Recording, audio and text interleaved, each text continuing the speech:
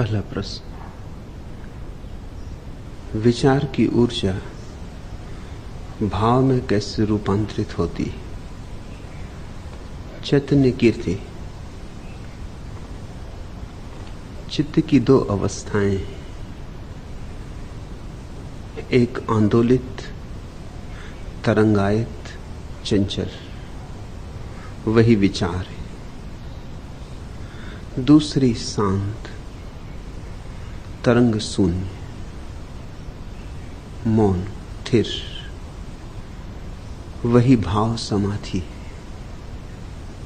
जैसे झील तरंगों से भरी हो तो विचार, और झील शांत हो, निस्तरंग हो तो भाव।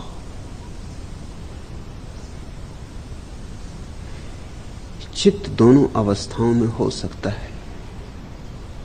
साधारणतः चित्त विचार की अवस्था में, क्योंकि वासना की हवाएं बह रही। झील तरंगित होती है हवाओं के कारण। हवाओं के थपेड़े झील को डमाडोल कर जाते। ऐसे ही चित्त तरंगित होता है वासना की हवाओं के कारण। यह पाऊं, वह पाऊं, ऐसा हो जाऊं, वैसा हो जाऊं। वह जो भीतर निरंतर कुछ होने की, कुछ पाने की तीव्र ज्वाला जल रही है, वही तरंगित करती है। जैसे ही वासना चली जाती, हवाएं बंद हो गई, झील शांत हो गई, भाव संभल गया। इसलिए समस्त ज्ञानियों ने कहा है, वासना को समझ लो, सब समझ में आ जाएगा। क्योंकि जिसने वासना को समझ लिया, उसने अपने भीतर विक्षिप्तता के पैदा होने का मूल कारण समझ लिया। और जिसे समझ में आ गया मूल कारण, वह उसे फिर सहयोग नहीं देगा। कौन पागल होना चाहता है? कौन विचार की उधेड़बुन आपाधापी में पड़ा रहना चाहता है? कौन झेलना चाहता है रोग विचार का? विचार रोग है, क्योंकि निरंतर बेचैनी, अशांति, तनाव। विचार संताप है। विचार के कारण ही तो आनंद नहीं अनुभव हो रहा है। आनंद अनुभव हो जाए उसी क्षण, जिस क्षण विचार विदा हो जाए। और विचार तब तक विदा ना होगा जब तक वासना की हवाएं बहती। तुम पूछते हो विचार की ऊर्जा भाव में कैसे रूपांतरित होती? वासना को समझो। तुम जो हो उससे ही राजी हो जाओ। वासना विदा हो गई। तुम जैसे हो उससे ही संतुष्ट हो जाओ। और की मांग ना हो। जो है परम आह्लादकारी है। जैसा है उससे भिन्न होने की कोई आवश्यकता नहीं। तो इसी क्षण देखो कहां गए विचार। भाव संभल गया। धीरे धीरे भाव का रस अनुभव होगा। और जब भाव का रस अनुभव होगा तो कौन विचार में जाना चाहेगा? जिससे फूलों से संबंध जुड़ने लगा, वह फिर कांटों की तलाश नहीं करता। लेकिन ये पूरा समाज, ये भीड़, ये लोग तुम्हारे भीतर वासना को उत्तेजित करते। बचपन से ही वासना की दीक्षा दी जाती, महत्वाकांक्षा सिखाई जाती। बाप भी चाहता है बेटा कुछ हो जाए, धन कमाए, पद कमाए, यश, प्रतिष्ठा, घर का नाम, कुल का नाम उजागर करे। पकड़ाई तुमने वासना। छोटे छोटे बच्चे जिन्हें हम स्कूल भेजते, हम वासना की दीक्षा लेने भेज रहे हैं। 25 वर्ष, जीवन का 1/3 हिस्सा हम लोगों को महत्वाकांक्षा सिखाते।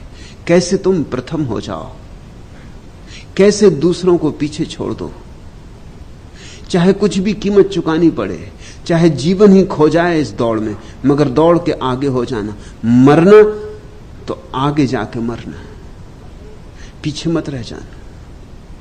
जीसस के वचन पर विचार करो, धन्य भागी हैं वे जो अंतिम है। क्योंकि वे ही मेरे प्रभु के राज्य में प्रथम होंगे, और जो प्रथम हैं वे अंतिम पड़ जाएंगे। महत्वाकांक्षी प्रभु के राज्य से जुड़ेगा कैसे? उसने तो नरक से अपना नाता बना लिया। फिर जीवन भर की आपाधापी के बाद, न मालूम कितने घाटों का गंदा पानी पीने के बाद, न मालूम कितने रास्तों की धूल धमास से लग जाने के बाद, जब जिंदगी का सूरज अस्त होने लगता है और जब लगता है कि हाथ कुछ लगा नहीं, खाली के खाली रह गए, दौड़े बहुत पहुंचे नहीं कहीं, तब पश्चाताप घेरता है। तब मन सोचता है अब समाधि कैसे पाले, अब परमात्मा को कैसे पाले। और फिर तुम्हें मन ने धोखा दिया, वही पाने की भाषा। अब तुम्हें नई महत्वाकांक्षा पकड़ी। इस महत्वाकांक्षा का रूप भर धार्मिक है, ढंग भर धार्मिक है, इसकी आत्मा तो वही की वही है। तुम चाहे धन चाहो, चाहे धर्म, पद चाहो, चाहे परमात्मा, जब तक चाह है तब तक हवाएं बहती रहेंगी और चित्त तरंगित होता रहेगा। जो धन चाहता है उसके चित्त में धन के विचार उठते हैं, जो परमात्मा चाहता है उसके मन में परमात्मा के विचार उठते हैं, लेकिन विचार तो जारी रहेंगे। इससे क्या फर्क पड़ता है कि विचार किसके, धन के हैं कि धर्म के? धार्मिक विचार हो कि अधार्मिक विचार हो, विचार विचार है, और जहां विचार है वहां अशांति है। इसलिए मैं तुम्हें धार्मिक विचार नहीं सिखा रहा हूं, मैं तुम्हें निर्विचार की दीक्षा दे रहा हूं। आमतौर से यही चल रहा है मंदिर मस्जिदों में। जो लोग सांसारिक विचारों से भरे हैं उन्हें हम कैसे आध्यात्मिक विचारों से भर दें बस। मगर क्या फर्क पड़ता है? रोग का नाम धार्मिक रख लिया, अच्छा प्यारा नाम रख लिया, इससे क्या फर्क पड़ता है? जब तक तुम कुछ भी होना चाहते हो, जब तक तुम भविष्य में कुछ होने की आकांक्षा रखते हो, जब तक तुम कल के प्रति आतुर हो, आकांक्षी हो, अभीप्सु हो, तब तक तुम अशांत रहोगे। विचार की धारा बहती रहेगी, और विचार की धारा बहती रहेगी, तुम परमात्मा से टूटे रहोगे। मैं तुमसे यह कह रहा हूं कि धार्मिक विचार भी परमात्मा के और तुम्हारे बीच उतनी ही बड़ी बाधा है जितनी सांसारिक विचार। विचार बाधा है, निर्विचार मिलन। गोरख ने कहा है, अदेखी देखी बा, देखी बिचारी बा, अदसिटी राखी बा चिया, पाताल की गंगा ब्रह्मंड चढ़ाई बा, तहां बिमल बिमल जल पिया। जो नहीं दिखाई पड़ता उसे देखना है तो साधारण आंखें काम न दे सकेंगी। जो नहीं विचार में आता उसका अनुभव करना है तो विचार की प्रक्रिया साथ न दे सकेगी। अदेखी देखी बा, जो दिखाई नहीं पड़ता उसे देखना है तो आंख बंद करके देखना होगा। वो दिखाई तो पड़ते नहीं, आंख खोल के तो जो दिखाई पड़ता है वह संसार है। अदेखी देखी बा, देखी बिचारी बा। फिर उसे देख के नहीं रह जाना है, उसे देखकर अपने अंतरतम में प्रविष्ट कराना है, उसे सूझना है, बूझना है। जो दिखाई पड़ जाए उतने से ही काम हल नहीं हो जाता। जो झलक मिल जाए वह हमारी आत्म अवस्था में सम्मिलित हो जानी चाहिए। जो झलक मिले वो बिजली की कौंध जैसी ना हो कि आई और गई। हमारे भीतर जलते हुए एक शाश्वत दिए की भांति हो जिसका प्रकाश बना ही रहे, बना ही रहे। अदिसिट राखी बा चिया, वह जो अदृश्य है उसमें अपने चित्त को डुबाना है और अपने चित्त में अदृश्य को संभालना है। पाताल की गंगा ब्रह्मांड चढ़ाई बा, और वो जो ऊर्जा की गंगा है जो नीचे की तरफ बही जा रही, वासना में, कामना में, महत्वाकांक्षा में, जो संसार की तरफ प्रवाहित है, पाताल की गंगा ब्रह्मण चढ़ाईवा, वह जो नीचे की तरफ जा रही, पाताल की तरफ, नरक की तरफ, उसे ऊपर की तरफ ले जाना, उसे ऊर्ध्व गमन देना है। तहां बिमल बिमल जल पिया, और एक बार तुम चढ़ने लगे ऊपर की तरफ, ऊर्ध्वगामी हुए, ऊर्ध्व रेतस, कि फिर खूब बिमल रस, फिर अमृत रस को पियो। परमात्मा को बैठ जाने दो हृदय में, तुम बैठ जाओ परमात्मा के हृदय में, फिर पियो खूब अमृत रस। परमात्मा हृदय में बैठता ही तब है जब चित्त निस्तरंग होता है। ऐसा ही समझो, झील है, पूर्णिमा की रात है, आकाश में बड़ा प्यारा चांद है, बड़ा सुंदर समय है, लेकिन झील तरंगित है, तो चांद का प्रतिबिंब झील में नहीं बैठ पाता, टूट टूट जाता है, बिखर बिखर जाता है, बनाओ बनाओ और बिखर जाता है। पूरे झील पर चांद के टुकड़े टुकड़े फैल जाते, चांदी फैल जाती झील पर, मगर चांद का प्रतिबिंब नहीं बन पाता। फिर झील शांत हो गई, हवाएं अब नहीं बहती, अब सन्नाटा है, अब झील ध्यानभंग हो गई, अब झील समाधिस्थ हो गई, अब चांद का प्रतिबिंब बनता है, अब चांद पूरा का पूरा झील में बैठ गया। ऐसी ही घटना घटती है। परमात्मा तो चारों तरफ मौजूद है, पूर्णिमा तो है ही, क्योंकि परमात्मा एक क्षण को भी अनुपस्थित नहीं हो रहा है, पूरा चांद निकला ही हुआ है, सिर्फ तुम्हारे चित्त की झील तरंगित है, तो तुम्हारे भीतर परमात्मा का प्रतिबिंब नहीं बन पाता, तुम उसे अपने भीतर नहीं संभाल पाते, वह तुम्हारे गर्भ में प्रविष्ट नहीं हो पाता, टूट टूट जाता है, बिखर बिखर जाता है, पारे की तरह छिटक छिटक जाता है, जितनी मुट्ठी बांधते हो उतनी मुश्किल होती जाती। भाव की अवस्था का अर्थ होता है चित्त निर्मल हुआ, शांत हुआ, अब नहीं बहती वासना की तरंगे, अब न कुछ पाना है न कुछ होना है, बैठ रहे चुप मौन। इस विश्राम की अवस्था में तत्क्षण जो मौजूद था वो भीतर झलकने लगता है। चांद बाहर ही नहीं होता, फिर चांद भीतर भी आ जाता है, और तब पियो खूब बिमल बिमल रस पिया। यहां ही आछे यहां ही अलोप, यहां ही रचिले तीन त्रिलोक, आछे संगे रहे जुबा, ता कारणी अनंत सिद्धा जोगेश्वर हुआ। गोरख कहते हैं अनंत साधकों ने, खोजने वालों ने इस तरह सिद्धि पाई, इस तरह सिद्ध योगेश्वर हुए। किस तरह? यहां ही आछे यहां ही अलोप, जिसे तुम खोज रहे हो वो यहीं छिपा है। कहां जाते हो? यहां ही आछे यहां ही अलोप। वो जिसे तुम खोजने दूर दूर की यात्रा करते हो, काशी और कैलाश, कुरान और पुराण, और जिसको तुम पत्थरों में पूजते हो और शब्दों में तलाशते हो, वह बिल्कुल मौजूद है अभी तुम्हारी श्वास श्वास में, तुम्हारी आंख के सामने। तुम कहीं भी आंख फेरो वही मौजूद है। यहां ही आछे यहां ही अलोप, यहीं मौजूद है और यहीं छिपा है। और छिपा है इसका यह अर्थ नहीं कि तुमसे छिपने की कोशिश कर रहा है, छिपा है इसलिए, अलोप है इसलिए क्योंकि तुम्हारी आंखों पर विचार का पर्दा पड़ा है। तुम अपने विचारों से भरे हो, देखने की सुविधा कहां है? तुम तरंगायत हो। यहां ही रच ले तीन त्रिलोक। कहां की तुम बातें कर रहे हो कि और कहीं आगे कोई लोक है? यहीं तीनों लोक है। नरक भी यहीं है, पृथ्वी भी यहीं, स्वर्ग भी यहीं। सब तुम्हारी दृष्टि की बात है। इधर दृष्टि बदली कि उधर सृष्टि बदली। जो आदमी विचार में जी रहा है वह नरक में जी रहा है, जो आदमी भाव में जी रहा है वह स्वर्ग में जी रहा है, जो दोनों के मध्य में अटका है वह पृथ्वी पर। इस पृथ्वी पर अधिक लोग नरक में जी रहे हैं। तुम ये मत सोचो कि नरक कहीं पाताल में। भूलो पुरानी व्यर्थ की बकवास।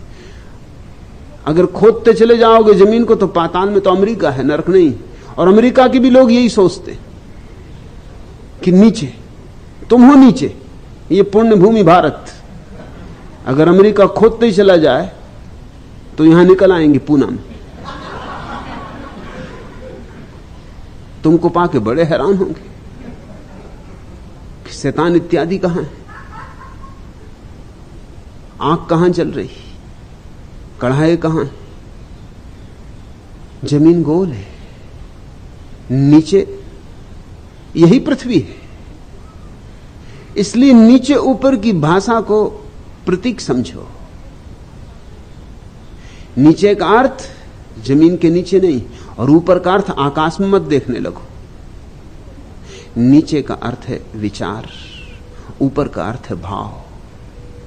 नीचे का अर्थ है विक्षिप्तता, ऊपर का अर्थ है विमुक्तता, और दोनों के मध्य में पृथ्वी है। जो लोग नरक में जी रहे हैं वो दुख पा रहे हैं, बहुत दुख पा रहे हैं, अभी पा रहे हैं, इसी क्षण पा रहे हैं। करो क्रोध और तुम नरक में प्रविष्ट हो गए। जलने लगी आग, किस आग का विचार कर रहे हो? और कौन से कड़ाहे चाहिए? क्रोध जितना गला देता है और जितना जला देता है, और क्या जलाएगा? होने लगे दग्ध, डूबने लगे जहर में, कड़वाहट फैलने लगी प्राणों पर। और करो प्रेम, करुणा, और उठने लगे ऊपर। ऊर्ध्वगमन शुरू हुआ, खुले द्वार स्वर्ग के। आकाश में नहीं है स्वर्ग, ऊपर कहते हैं इसलिए कि वह ऊपर की अवस्था है।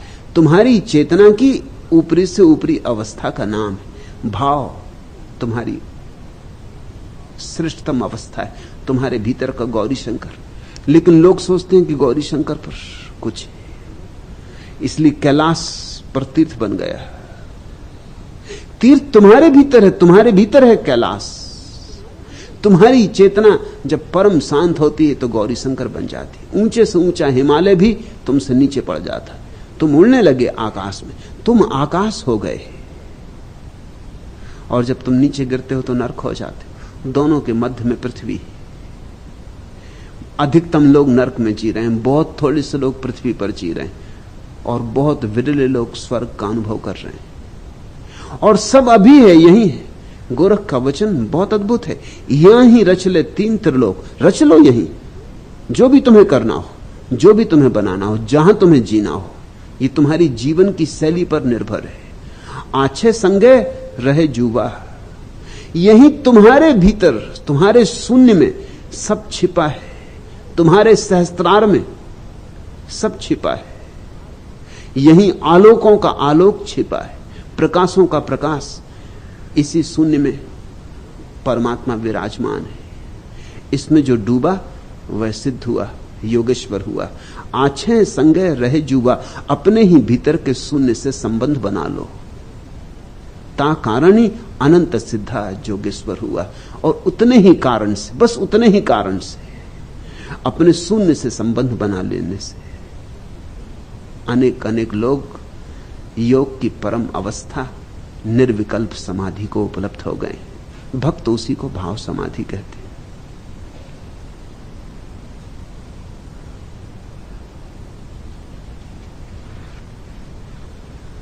दूसरा प्रश्न, मैं प्रभु से कुछ मांगना चाहता हूं, क्या मांगू? मांगने की बात शोभा की बात नहीं। प्रभु के द्वार पर भिखमंगे होकर मत जाना। बिन मांगे मोती मिले, मांगे मिले न चून। और ऐसा नहीं कि नहीं मिलेगा, मगर नहीं मांगने वाले को मिलता है। मांगने वाले लौटा दिए जाते हैं। मंगनों का कौन स्वागत करता है? परमात्मा के द्वार के पहरेदार कह देते हैं आगे बढ़ो। मांगने वालों से लोग परेशान हैं। एक यहूदी मरा,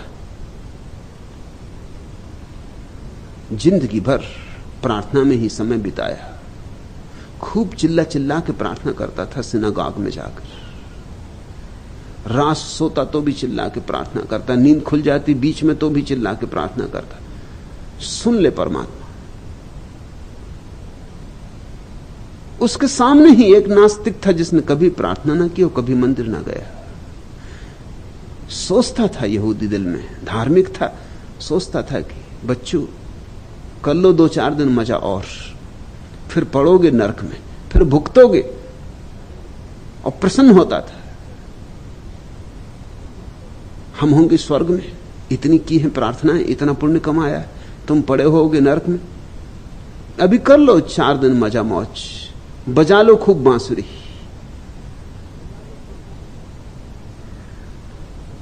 मगर ये 4 दिन की चांदनी है, फिर अंधेरी रात, ऐसा मन ही मन में सोचता और जोर से प्रार्थना करता। प्रार्थना में अपने लिए तो स्वर्ग मांगता ही था, साथ में सामने रहने वाले नास्तिक के लिए नरक भी मांगता था। संयोग की बात, दोनों एक ही दिन मरे।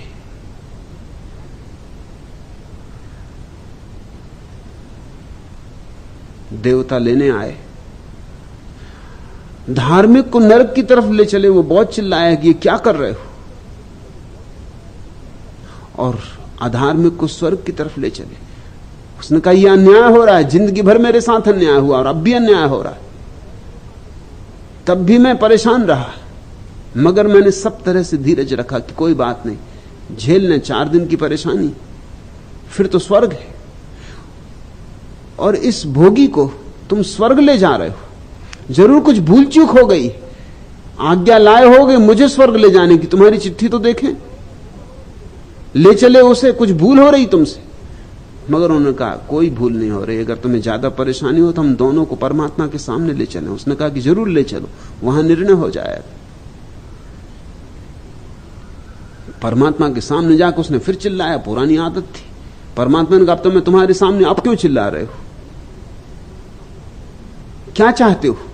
उसने कहा कुछ भूल हो गई, ले जाना है मुझे स्वर्ग में और ले जा रहे हैं इस दुष्ट को, और ये तो भोगी है, और ये तो जिंदगी भर गलत काम करता रहा, प्रार्थना इसने कभी की नहीं, मैं सदा प्रार्थना करता रहा, मुझे नरक क्यों ले जाया जा रहा? परमात्मा ने कहा तेरी प्रार्थनाओं के कारण तू मेरा सिर खा गए, अब तुझे यहां स्वर्ग में बसा के और अपनी जान की मुसीबत लेनी, बला लेनी, तेरी प्रार्थनाओं का यह फल है। इस आदमी को बसा रहा हूं इसलिए कि ये बांसुरी बजाता है, राग रंग में रहता है, इस स्वर्ग में थोड़ी सी रौनक आएगी, तेरे बसाने से तो कोई रौनक आएगी नहीं, थोड़ी बहुत है वो भी चली जाएगी।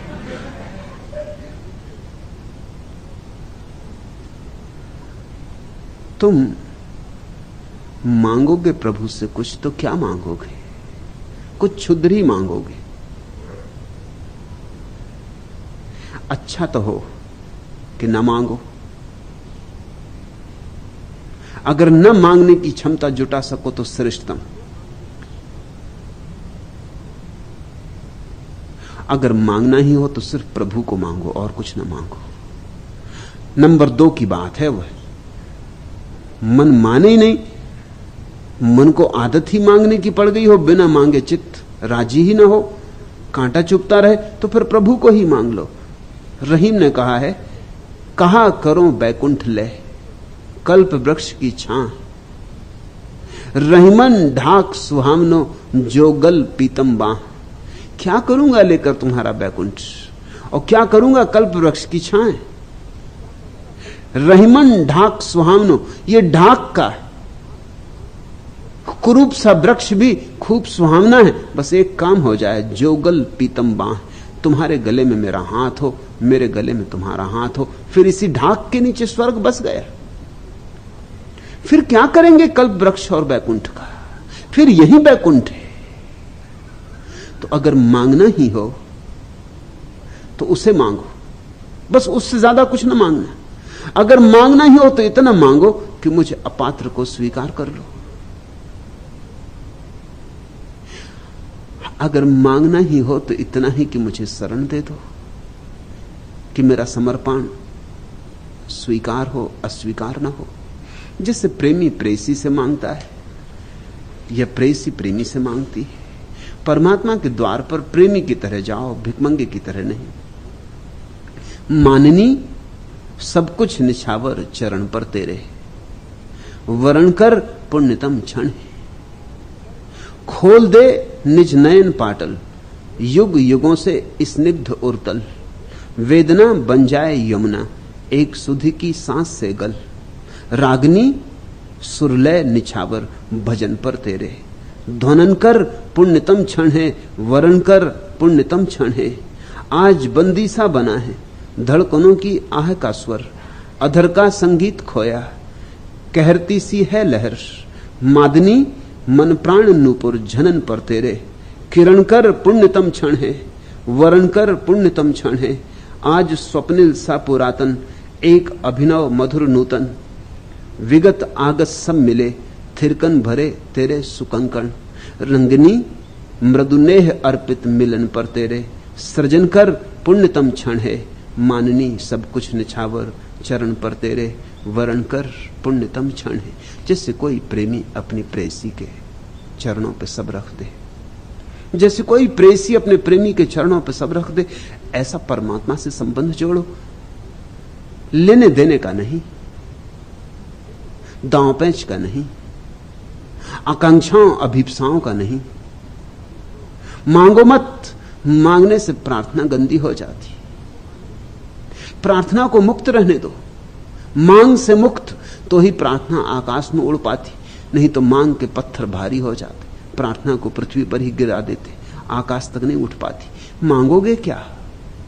तुम्हारा मन ही तो मांगेगा ना। मन से मुक्त होना है। उसकी मांग की पूर्ति चाहोगे तो मन से मुक्त कैसे होगे? मांगोगे क्या? मांग भी तो एक विचार है ना। विचार के ही बाहर जाना है और विचार की ही पूर्ति मांगोगे तो बाहर कैसे जाओगे? मांगो मत, मौन हो जाओ। उसके सामने मौन निवेदन पर्याप्त है। बह जाओ उसके चरणों में गंगा जल जैसे, धो दो उसके चरण अपने जीवन से, बस इतना काफी है। और मिलता है बहुत, बिन मांगे मिलता है। मैं ये नहीं कह रहा हूं कि मिलता नहीं, मगर मिलता उसी को जो मांगता नहीं। मांगने वाले को नहीं मिलता। मांगने वाला अपनी मांग के कारण ही अड़चन खड़ी कर देता है। फिर भी न संभाल सको तो मैं कहता हूं कुछ मांग लेना, परमात्मा को मांग लेना, या कुछ परमात्मा को मांगने की आकांक्षा ही न जगती हो, क्योंकि बहुत मुश्किल से परमात्मा को मांगने की आकांक्षा जगती। वह तो जिसके भीतर प्रेम जगाया है वह परमात्मा को मांग सकता है, मगर अधिक लोगों के भीतर प्रेम ही नहीं है। वो धन मांग सकते हैं, पद मांग सकते हैं, प्रतिष्ठा मांग सकते हैं, इस तरह की बातें, लंबी उम्र मांग सकते हैं, स्वास्थ्य मांग सकते हैं, इस तरह की चीजें ही मांग सकते हैं। अगर तुम्हारे भीतर प्रेम हो तो परमात्मा को मांग लेना। अगर ध्यान हो तो कुछ मांगना ही मत। ध्यान तो ऊंचे से ऊंचा शिखर है, कुछ मांगना ही मत। चुप रह जाना, मौन अवाक उसके समक्ष, आश्चर्य विमुग्ध, रहस्यलीन, लवलीन, तल्लीन। मिलेगा बहुत, पूरा परमात्मा बरस पड़ेगा तुम पर। उसके आशीष ही आशीष फूलों की तरह तुम्हें लबालब भर देंगे। लेकिन अगर मौन रहने की क्षमता भी ना हो और कुछ न कुछ तरंग उठती ही हो तो फिर परमात्मा को मांगना। वह प्रेमी की तरंग है, वह नंबर 2 है। और अगर अभी प्रेम भी ना जगा हो तो फिर तीसरा सुझाव है, मुस्कुराता हुआ दीप में बन सकूं, स्नेह इतना हृदय में भरो आज तुम। मोतियों से नरीती रहे आंखें, रागनी कंठ में खो न जाए कहीं। भय मुझे है तिमिर की घनी छाह में, ज्योति धुंधली स्वयं हो न जाए कहीं। जिंदगी में खिंची है परिधि मौत की, डगमगाता हुआ हर कदम चल रहा। एक पल की मनुज की हंसी को यहां डबडबाता हुआ हर नैन छल रहा। चांदनी सा मधुरहास बिखरा सकूं, प्राण उल्लास इतना भरो आज तुम। मुस्कुराता हुआ दीप में बन सकूं, स्नेह इतना हृदय में भरो आज तुम। फूल कुछ झर रहे हैं धरा पर अरे, नव कली का न घूंघट हटाओ अभी। हंस सके साथ ही मुस्कुरा घूमकर, डाल के फूल यूं मुस्कुराओ अभी। आवरण रश्मि का फूल पर डाल दो, नव कली के नैन मुस्कुरा तो सके। हो नए राग का ही सृजन कुछ घड़ी, मुक्त मन से अधर गुनगुना तो सके। मैं गरल पी सकूं गीत गागा यहां, जीभ पर बूंद मधु की धरो आज तुम, मुस्कुराता हुआ दीप में बन सकूं, स्नेह इतना हृदय में भरो आज तुम। तो पहला, मांगना ही मत कुछ, वह ध्यान, वह भाव, वह निर्विचार दशा। 2, मांगो तो प्रभु को मांगना, तुम स्वीकृत हो सको ऐसी अनुकंपा मांगना, लेकिन उतना प्रेम ना जगाओ तो इतना ही मांगना कि मेरा हृदय प्रेम से भर जाए। मुस्कुराता हुआ दीप में बन सकूं, स्नेह इतना हृदय में भरो आज तुम, मैं गरल पी सकूं गीत गागा यहां, जीभ पर बूंद मधु की धरो आज तुम। इससे नीचे मत गिरना, इससे नीचे गए तो प्रार्थना बिल्कुल ही भ्रष्ट हो गई, प्रार्थना ही ना रही।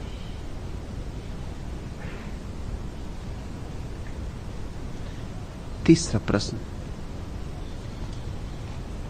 गोरखनाथ पंडितों के खिलाफ क्यों और क्या करें?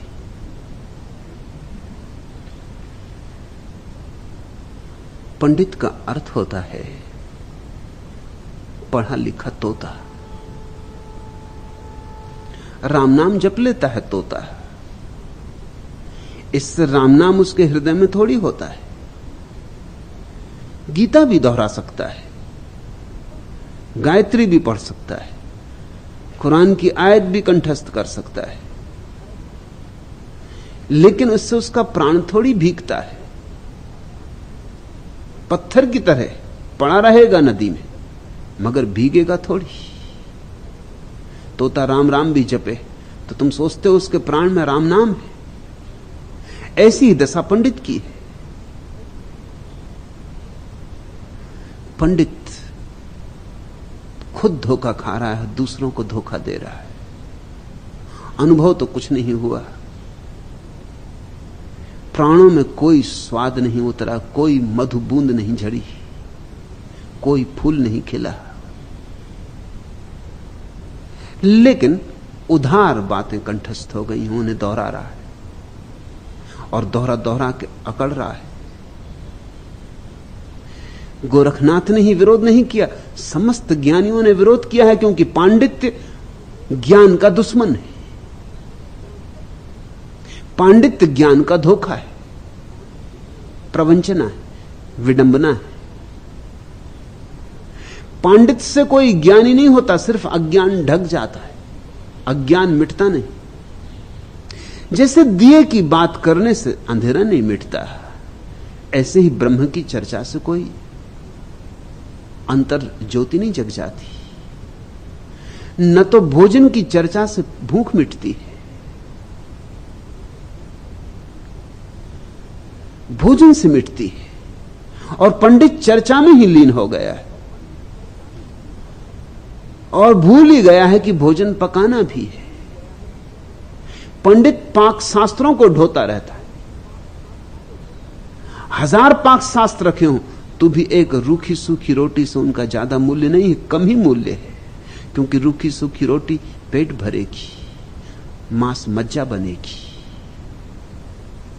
संतों की वाणी चाहे उतनी अलंकृत ना हो, नहीं है, गोरख की भी वाणी बहुत अलंकृत नहीं है, सीधे साधे 2 टूक शब्द हैं,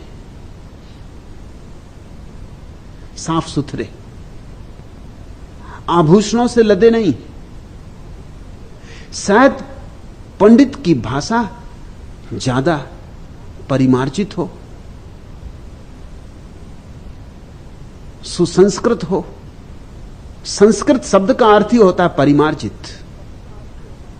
तुम ये जान के हैरान होगे कि बुद्ध लोक भाषा में बोले, महावीर लोक भाषा में बोले, गोरख लोक भाषा में बोले, कबीर नानक दादू लोक भाषा में बोले, किसी ने संस्कृत का उपयोग नहीं किया। कारण साफ है, संस्कृत अब सिर्फ पंडितों की भाषा रह गई थी। अब संस्कृत लोगों के जीवन से संबंधित ही नहीं थी। अब तो पंडित चालबाजी के कारण संस्कृत का उपयोग कर रहा था। चालबाजी क्या है? उस भाषा का उपयोग करो जिसको लोग ना समझते हो। तुम जब ऐसी भाषा का उपयोग करोगे जिससे लोग नहीं समझते, तो लोगों को कभी पता नहीं चलेगा कि तुम जानते भी हो कि नहीं।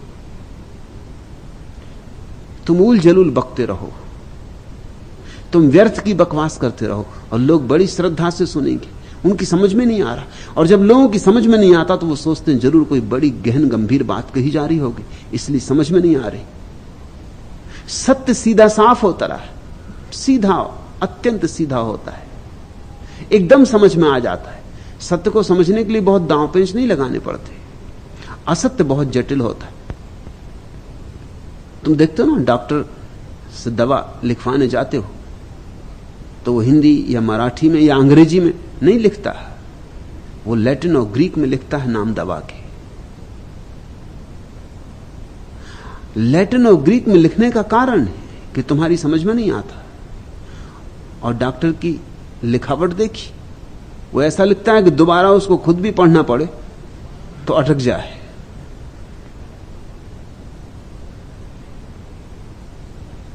मुल्ला नसरुद्दीन अपने गांव में अकेला पढ़ा लिखा आदमी, एक ग्रामीण उससे पत्र लिखवाने आया। मुल्ला ने कहा कि नहीं लिख सकूंगा, आज नहीं लिख सकूंगा, कम से कम 8 दिन नहीं लिख सकूंगा, मेरे अंगूठे में बहुत दर्द है, पैर के अंगूठे में बहुत दर्द है। उस आदमी ने कहा, मुल्ला होश की बातें करो, पैर के अंगूठे की जरूरत ही क्या है, पत्र हाथ से लिखना है। मुल्ला ने कहा, तुम समझते नहीं जी, बीच में मत बोलो, लिख तो मैं दूंगा, फिर पढ़ने कौन जाएगा? मेरा लिखा मैं ही पढ़ सकता हूं, और कभी कभी तो मैं ही अटक जाता हूं। ऐसा भी हुआ, एक दिन एक आदमी पत्र लिखवाने आया। अब ये बड़ी मजे की बात हुई, पहले पत्र लिख देगा, पत्र जाएगा, फिर दूसरे गांव पढ़ने जाएगा उसको, क्योंकि दूसरा कोई पढ़ नहीं सकता। एक आदमी पत्र लिखवा रहा था, सारा पत्र लिखवाने के बाद अपनी प्रेसी को पत्र लिखवा रहा था। लंबा पत्र लिखवाने के बाद उसने कहा कि नसरुद्दीन, अब एक बार पूरा पढ़ दो कि मेरा दिल तृप्त हो जाए कि जो लिखवाना था लिखवा दिया। नसरुद्दीन का ये मुसीबत की बात है।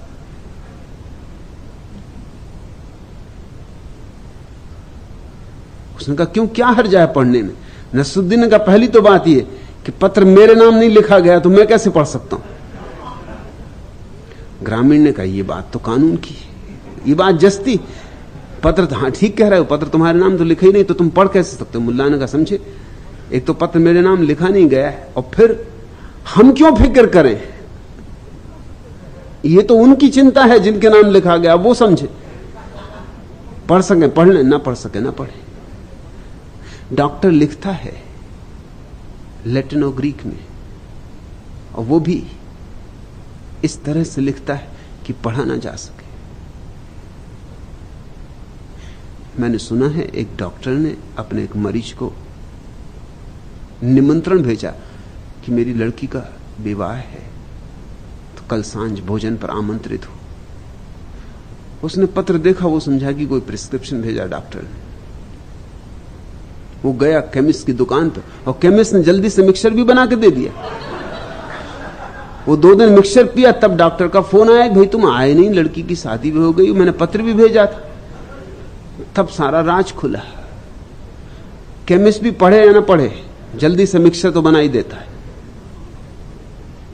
वो लैटिन और ग्रीक में लिखने का कारण है, नहीं तो तुम केमिस्ट को जाके 15 रुपए नहीं चुकाओगे। समझो कि उस पर लिखा हो अजवाइन का सत्य, अब तुम 15 रुपए नहीं चुका सकते। अजवाइन का सत्य, तुम कहोगे 4 पैसे का 15 रुपए मांग रहे हो, लेकिन लैटिन में कोई बड़ा ही अपरिचित शब्द लिखा है, 15 नहीं, कोई 50 भी मांगे तो चुकाने पड़ेंगे। तुम्हें पता ही नहीं कि अजवाइन का सत्य। संस्कृत उपयोग की जाती रही पंडितों के द्वारा, ताकि लोग मूढ़ रखे जा सके। ऐसा इसी देश में नहीं हुआ, पोप और पादरी लैटिन और ग्रीक का उपयोग करते रहे। पुरानी भाषाओं का उपयोग जो मर चुकी, जिनमें अब कोई जीवन नहीं रह गया है, लोग जिन्हें जानते नहीं। संत तो सीधी सादी बात बोलते हैं, लोक भाषा में बोलते हैं। तुम जो भाषा समझते हो वही बोलते। अपना अनुभव लोगों तक पहुंचाना है तो वही भाषा बोलनी चाहिए जो लोग समझते। लेकिन जिनके पास अनुभव नहीं है, पहुंचाने को कुछ है ही नहीं, उनके लिए तो यही उचित है कि वो ऐसी भाषा बोलें कि कोई समझे ना। समझ गए तो पकड़े जाएंगे। पंडित उधार है, बासा है।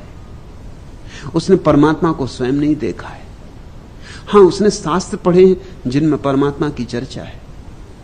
उसने तर्क किया है, विचार किया है, सोचा है, ध्याया नहीं, अनुभव नहीं किया। इसलिए विरोध है। विरोध में कोई पंडित की दुश्मनी नहीं है, पंडित पर करुणा है, उसे भी चेताना है, उसे भी जगाना है। गोरख का वचन है, पढ़ देखी पंडिता रह देखी सारम, अपनी करनी उतरवा पारम। किसी पंडित से कह रहे हैं पढ़ देख पंडिता, देख लिया पढ़ पढ़ के, अब जरा करके भी देख ले, रही देख सारम, अब जरा सार को रह के भी देख ले। एक बात तुझसे कह देता हूं, अपनी करनी उतरवा पारम, करेगा तो ही पार उतरेगा। अपनी करनी उतरवा पारम। ये किताबें डूब जाएंगी, ये कागज की नावें हैं, इनको लेके सागर में मत उतर जाना। ये मत कहना कि हमने वेद से बनाई है ये नाव, ये काम नहीं आएगी, कागज की नाव है, ये डूब ही जाएगी। ये खुद भी डूबेगी, तुझे भी डुबाएगी। और खतरा ये है कि तू लोगों को समझा रहा है, उन सबको भी डुबाएगी। तू खुद अंधा है और सोचता है दूसरे अंधों को मार्ग दिखा रहा हूं। अंधा अंधा ठेलिया, दो ही कूप पड़ंत, वो दोनों कुएं में गिर गए। पढ़ी देख पंडिता, कहते हैं देख तो चुका तू पढ़ पढ़ के, मिला क्या, सार क्या पाया। अब रही देख सारम, अब हमारी सुन, अब जरा जीवन में उतरने दे, अब जरा जीवन से जुड़ने दे। अब विचार ही विचार मत कर समाधि के संबंध में, क्योंकि समाधि के संबंध में विचार से क्या होगा। अब तो निर्विचार हो, समाधि को उतरने दे। रही देख सारम, अपनी करनी उतरवा पारम। और करेगा उससे उतरेगा, जानेगा उससे उतरेगा, उसी की नाव बनेगी जो पार ले जाएगी। और दूसरों की नावें काम नहीं आती। इस जगत में कोई उधार ज्ञान काम नहीं आता। उधार ज्ञान तो सिर्फ अज्ञान को ढांक लेता है। वेद कतेब न पाखी वाणी, सब ढकी तली आणी। गगन सिसरी में शब्द प्रकाश्या, तह बुझे अलख बिनाणी।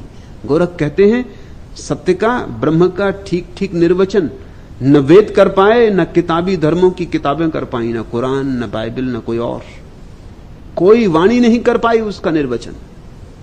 ये सब तो उसे उल्टे आच्छादन के नीचे ले आए, इन्होंने तो उसे छिपा लिया।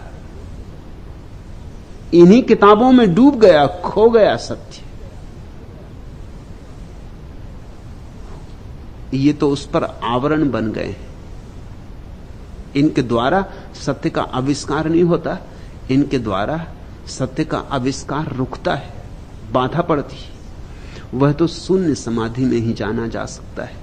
वहीं बूझो, तय बूझे अलख बिनाणी। जो असली खोजी है ज्ञान का, जो असली विज्ञानी है, वो वहीं खोजता है, शून्य में, समाधि में। गोरख कहते हैं कहनी सुहेली, रहनी दुहेली। कहनी रहनी बिन थोथी, पढ़ा गुना सुबह बिलाई खाया। पंडित के हाथ रह गई पोथी। कहनी सुहेली, कहना बहुत सरल है। रहनी दुहेली, रहना बहुत कठिन है। कहनी रहनी बिन थोथी, और जो तुम कहते हो बिना रहे, बिना जिए, बिना अनुभव से, वह बिल्कुल थोथी बकवास है। पढ़ा गुना सुबह बिलाई खाया। तुम क्या सोचते हो कि बिल्ली पढ़े लिखे सुए को छोड़ देगी? इसलिए कि राम राम जप रहा है सुआ, कि छोड़ो भगत जी हैं, देखो कैसा राम राम जप रहे हैं, किसी राम राम की चदरिया पहने बैठे। छोड़ो भी, भगत को तो छोड़ो, लेकिन बिल्ली छोड़ेगी नहीं बिल्ली जानती है कि जपते रहो राम राम, पहने रहो चदरिया, इससे क्या फर्क पड़ता, हो तो तोते ही। बिल्ली छोड़ेगी नहीं। पढ़या गुना सुबह बिलाई खाया, बिल्ली तो पढ़े लिखे सुए को भी खा जाती। ऐसे ही मौत तुम्हें खा जाएगी, मौत बिल्ली की तरह आएगी, और तुम पढ़े लिखे तोते हो, इससे ज्यादा कुछ भी नहीं हो। तुम खाए जाओगे, मौत तुम्हें छोड़ नहीं देगी। पंडित के हाथ रह गई पोथी, और जब बिल्ली हमला करेगी, मौत जब तुम्हारी गर्दन दबाएगी, तब हाथ में सिर्फ पोथी रह जाएगी, बिल्कुल थोथी। पंडित के हाथ रह गई पोथी, कुछ और नहीं रहेगा, सब भूल जाएगा, सब पढ़ा गुना व्यर्थ हो जाएगा। मौत जब हमला करती, तब तो जो जाना है वही काम आएगा। जिसने जाना है वो मौत को देख के हंसेगा। मंसूर हंसा था जोर से। लोगों ने पूछा कि हम तो तुम्हें मार रहे हैं, तुम हंसते क्यों? मंसूर ने कहा, मैं इसलिए हंसता हूं कि तुम जिससे मार रहे हो वो मैं नहीं हूं, और मैं जो हूं तुम उसे छू भी नहीं सकते, मारना तो बहुत दूर। नैनम छिदंती शस्त्राणी, कृष्ण कहते, नहीं शस्त्र छेद सकते उसे, ना हम दहती पाव का, और ना आग उसे जला सकते। मंसूर ने कहा, इसलिए मैं हंस रहा हूं कि ये भी खूब मजा रहा। तुम कहते थे कि मारेंगे मंसूर तुम्हें, अब तुम मार किसी और को रहे हो, वो मैं हूं नहीं। तुम मेरा हाथ काट रहे हो, हाथ मैं नहीं हूं। तुमने मेरे पैर काट दिए, पैर मैं नहीं हूं। अब तुम मेरी गर्दन भी काट दोगे, मैं तुमसे कहे जाता हूं कि मैं गर्दन नहीं हूं, मैं तो भीतर बैठा साक्षी हूं। इसको तुम कैसे काटोगे? कोई शस्त्र छेद नहीं सकता और कोई आग जला नहीं सकती। यह अनुभव की बात है। पढ़ा लिखा तोता यह नहीं कह सकता था। पढ़ा लिखा तोता तो गिड़गिड़ाने लगता, भूल जाता राम नाम, बिल्ली की स्तुति गाने लगता कि माई छोड़, कि हो गई भूल, अब आज से तेरी प्रार्थना पूजा करूंगा। कहां के राम राम में पड़ा रहा।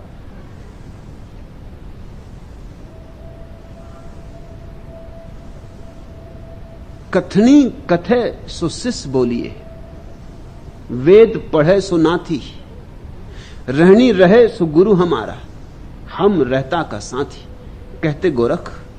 कथनी कथे सो शिष्य बोलिए, जिसने सिर्फ सुनी सुनाई बातें कह रहा है वो तो विद्यार्थी है, ज्ञानी नहीं है। ज्यादा से ज्यादा विद्यार्थी, ठीक है, पढ़ रहा लिख रहा है। कथनी कथे सो शिष्य बोलिए, वेद पढ़े सो नाथी। और ये कथनी भी अगर उसने किसी गुरु से सुनी हो और बोल रहा हो तो ही शिष्य है, तो विद्यार्थी का दर्जा है उसका। और अगर ये भी कुछ मरे गुरुओं की कहीं पुराने कब्रों को खोद के वेदों में से निकाल लाया हो, तब तो शिष्य भी नहीं, और भी गया बीता है। तो और भी नीचे रखो, सो वेद पढ़े सो नाती, शिष्य तो बेटा है। शिष्य का मतलब जो सदगुरु के पास से सुन के दोहरा रहा। माना कि अभी उसने स्वयं नहीं जाना है, लेकिन जानने वाले स्रोत के निकट है, स्रोत से बहुत दूर नहीं। जिससे कोई गोरख के पास बैठ के सुने और दोहराए, तो गोरख कहते हैं ये विद्यार्थी है, ये मेरा बेटा, ये आज नहीं कल मुझ में लीन हो जाएगा। स्रोत के पास है, छूट नहीं पाएगा, भाग नहीं पाएगा। चलो अभी दोहराता है, दोहराने दो, धीरे धीरे पकड़ में आ जाएगा। पहुंचा तो पकड़ ही लिया है, जल्दी हाथ भी पकड़ लिया जाएगा। इसकी बुद्धि तो पकड़ में आ गई, जल्दी ही इसका भाव भी पकड़ में आ जाएगा, हृदय पर भी हाथ पहुंच जाएंगे। लेकिन जो वेद की दोहरा रहा हो, किताबों में से पढ़ा हो, सदगुरु के पास भी ना हो, जीवंत गुरु के पास भी ना हो, वो तो और भी गया बीता, वो तो बेटा भी नहीं, वो तो नाती समझो। वेद पढ़े सो नाती, वो तो और दूर हो गया ना, उससे नाता दूर का हो गया। रहनी रहे सो गुरु हमारा। और गोरख कहते हैं जो रह रहा हो स्वयं वह गुरु है, उसे तो हम गुरु भाव से पूछते हैं। रहनी रहे सो गुरु हमारा, हम रहता का साथी, और हम तो उसके ही साथी हैं, उसके ही संगी हैं, जो जी रहा है सत्य को, जैसा है वैसा ही जी रहा है, जो नग्न सत्य को जी रहा है। फिर चाहे कितनी ही अड़चन हो, कितनी ही बाधा आए, सूली लगे, कि सिंहासन मिले, अंतर नहीं है उससे। सत्य को जी रहा है, निंदा आए, अपमान आए कि प्रशंसा, सफलता की विफलता, कोई भेद नहीं पड़ता जो सत्य को जिए जा रहा है। हम रहता का साथी, रहता हमारा गुरु बोलिए, हम रहता का चेला। मन माने तो संगी फिरे, नहींतर फिरे अकेला। गोरख स्वातंत्र के पक्षपाती है। वो कहते हैं सहज भाव से जो घटे वही करना। अगर गुरु के पास रहने में आनंद आता हो सहज, तो साथ रहना, और अगर अकेले विचरण करने में आनंद आता हो तो अकेले विचरना, क्योंकि परमात्मा सब जगह मौजूद है। लेकिन सहज आनंद को मत खोना, उसको कसौटी समझना।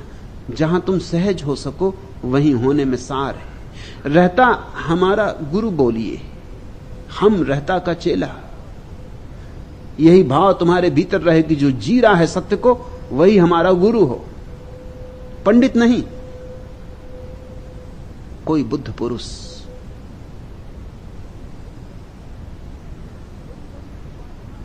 बड़ी बड़ी उपाधियों वाला नहीं, गहरी समाधि वाला।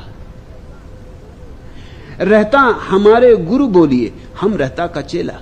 यही भाव रहे कि हम उसके ही पास डूब जाएं, उसके ही चरणों में जो जीता हो सत्य को। मन माने तो संगी फिरे, और फिर रस आए। साथ रहने में तो गुरु के साथ रहे, क्योंकि गुरु से जो स्वाद मिल गया है वो छूटने वाला नहीं है। मन माने तो संगी फिरे, नहींतर फिरे अकेला।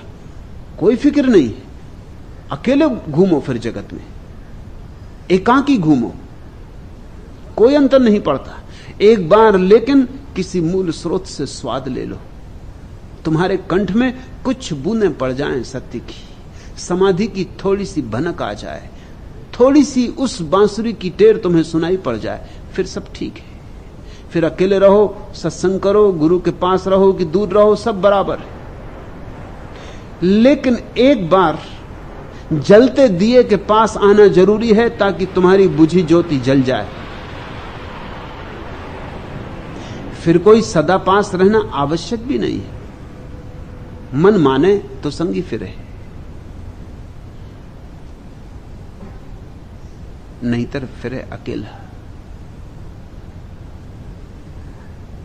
ज्ञान मुक्ति है, ज्ञान स्वतंत्रता है, ज्ञान जीवंत अनुभव है।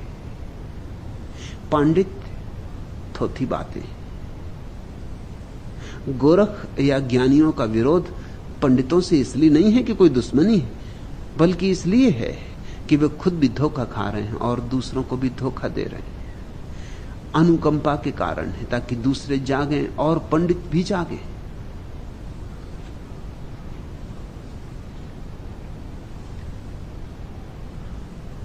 चौथा प्रश्न, एक और आप कहते हैं कि जो भी करो उसे समग्रता से करो, और दूसरी ओर कहते हैं कि किसी चीज की अति मत करो, मध्य में रहो। क्या इस विरोधाभास को दूर करने की अनुकंपा करेंगे? आनंद मैत्रेय, विरोधाभास नहीं है। थोड़ा समग्रता शब्द पर विचार करो, कुछ और शब्द इस सिलसिले में सोचो। संतुलन, समाधि, समन्वय, सम्यक्त, समता, संबोधि, संवेद, समग्रता। इन सब का जन्म हुआ है एक छोटी सी धातु से, सम। सम का अर्थ होता है शांत। उसी से समता बनता है, उसी से समन्वय बनता है, उसी से संबोधि, उसी से समाधि। वही सम समग्रता में मौजूद है। समग्रता अति पर नहीं होती, समग्रता कभी अति नहीं होती, क्योंकि सम अवस्था तो मध्य में ही होती। तो जब मैं कहता हूं समग्रता से करो, तो मैं ये नहीं कह रहा हूं कि अतिपूर्वक करो। तुम्हें ऐसा ख्याल आ सकता है, तुम्हें लगता है कि जब हम समग्रता से करेंगे तो अति हो जाएगी। अगर अति हो गई तो समग्रता से चूक गए। समग्रता से चूकने के दो उपाय हैं, बाएं जाओ या दाएं जाओ। दोनों ही स्थिति में समग्रता से चूक गए। अब जैसे कि मैंने कहा कि भोजन समग्रता से करो और अति ना हो, इन दोनों में विरोधाभास नहीं। जो समग्रता से भोजन करेगा वो ठीक उस वक्त रुक जाएगा जब शरीर कह देगा बस, और शरीर हमेशा मध्य में बस कह देता है। ना तो भूख लगी हो तो शरीर कहेगा बस, और ना तुम अति से भरते जाओ तो शरीर चुप रहेगा, नहीं कहेगा बस। अगर तुम भूखे हो शरीर कहेगा थोड़ा और। अगर तुमने ज्यादा खाना शुरू कर दिया शरीर कहेगा बस अब नहीं, अब और नहीं। शरीर कभी अति नहीं करता, अति करता है मन। इस बात को समझने की कोशिश करो। इसलिए कोई पशु अति नहीं करता, नहीं तो पशुओं की क्या हालत होती। उनके पास तो कोई उपदेश देने वाला नहीं है। उनको कोई महात्मा गांधी और इत्यादि अन्य महात्मा तो मिले हुए नहीं कि देखो ज्यादा घास मत खा जाना, कि आज उपवास कर लो, आज एकादशी। लेकिन कोई पशु तुमने देखा ज्यादा खाते? जंगल में जाकर जरा गौर करो, कोई पशु तुम्हें दिखाई पड़ता है जिसको तुम कह सको कि ये ज्यादा खा गया है? कोई पशु ऐसा दिखाई पड़ता है जो उपवास कर रहा हो? मन नहीं तो अति नहीं। पशु उतना ही लेता है जितना शरीर को जरूरी, वही लेता है जो जरूरी। तुम अपनी गाय को छोड़ दो घास से भरे मैदान में, वह वही घास चुन लेती है जो उसके शरीर को रास आता है, बाकी घास छोड़ देती। तुम बकरी को छोड़ दो जंगल में, वो अपने काम की बात चुन लेती, अपने काम की पत्तियां चुन लेती, बाकी सब छोड़ देती। कौन कह रहा है उसे कि इस पत्ती को मत खा? हरी तो ये भी दिखाई पड़ती है, स्वाद इसमें भी हो सकता है ही कुछ ना कुछ स्वाद, लेकिन नहीं। जो उसके शरीर को रास पड़ता है, जो उसकी प्रकृति के अनुकूल है, जो उसकी प्रकृति को सम अवस्था में रखता है, वही चुन लेती। ये सहज हो रहा है। मन नहीं है वहां, मन उपद्रव करता है। मन ही तुम्हें ज्यादा खिला देता है, क्योंकि मन कहता है कि हो जाए एक कचौड़ी और,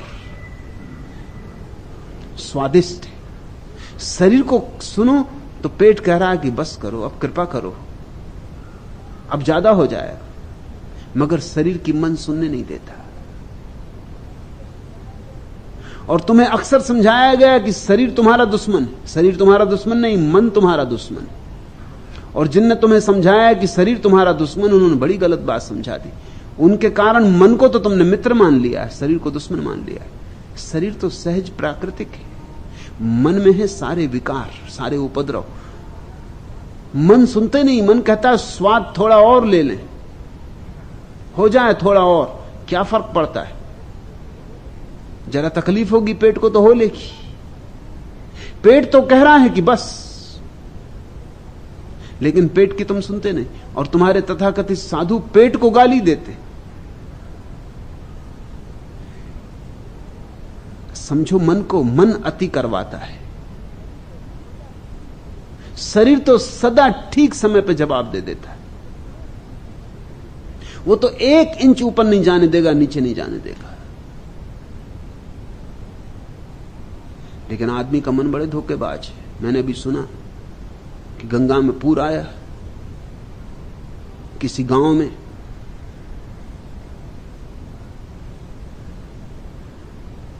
प्रांत के मुख्यमंत्री गए। उन्होंने इंजीनियरों से कहा कि बात क्या है, हालत क्या है, खतरे के निशान को पानी छू रहा है। तो मुख्यमंत्री ने कहा कि भाई खतरे के निशान को थोड़ा ऊपर क्यों नहीं कर देते?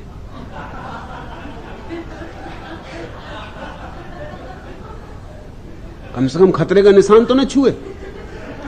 जैसे कि खतरे के निशान को ऊंचा कर देने से तुम गंगा को धोखा दे लोगे कि किसको धोखा दे रहे हो?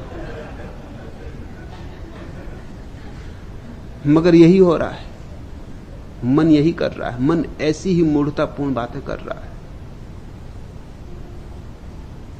और मन तुमसे अति करवा देता है। वो कहता खतरे का निशान जरा ऊपर कर दो, मत सुनो शरीर की। शरीर में क्या रखा है? शरीर तो अंधा है, शरीर को बुद्धि क्या है? एक दिन ज्यादा खिला देता है मन, फिर दूसरे दिन तकलीफ होती है तो मन कहता आप उपवास करो। कि महीने में एक दिन तो उपवास करनी चाहिए, कि सप्ताह में एक दिन तो उपवास स्वास्थ्य के लिए बहुत अच्छा है। अब उपवास करो। शरीर तब भी कहता है कि भाई भूख लगी भोजन लो, तब मन कहता उपवास करो। धीरे धीरे मन की ये उल्टी सीधी गतिविधियां शरीर की सूक्ष्म संवेदना को नष्ट कर देती। फिर शरीर कुछ नहीं बोलता। जब उसकी सुनी नहीं जाती तो धीरे धीरे मूक हो जाता है। इस मूक शरीर के साथ तुम अतियां कर लेते हो। मनोवैज्ञानिकों ने प्रयोग किए हैं और बड़े हैरानी के निष्कर्ष हाथ आए। मनोवैज्ञानिकों ने प्रयोग किए हैं कि छोटे बच्चों को अगर भोजन के पास बिठा दिया जाए तो तुम सोचते हो कि वो ज्यादा खा लेंगे, तुम गलती ख्याल में हो।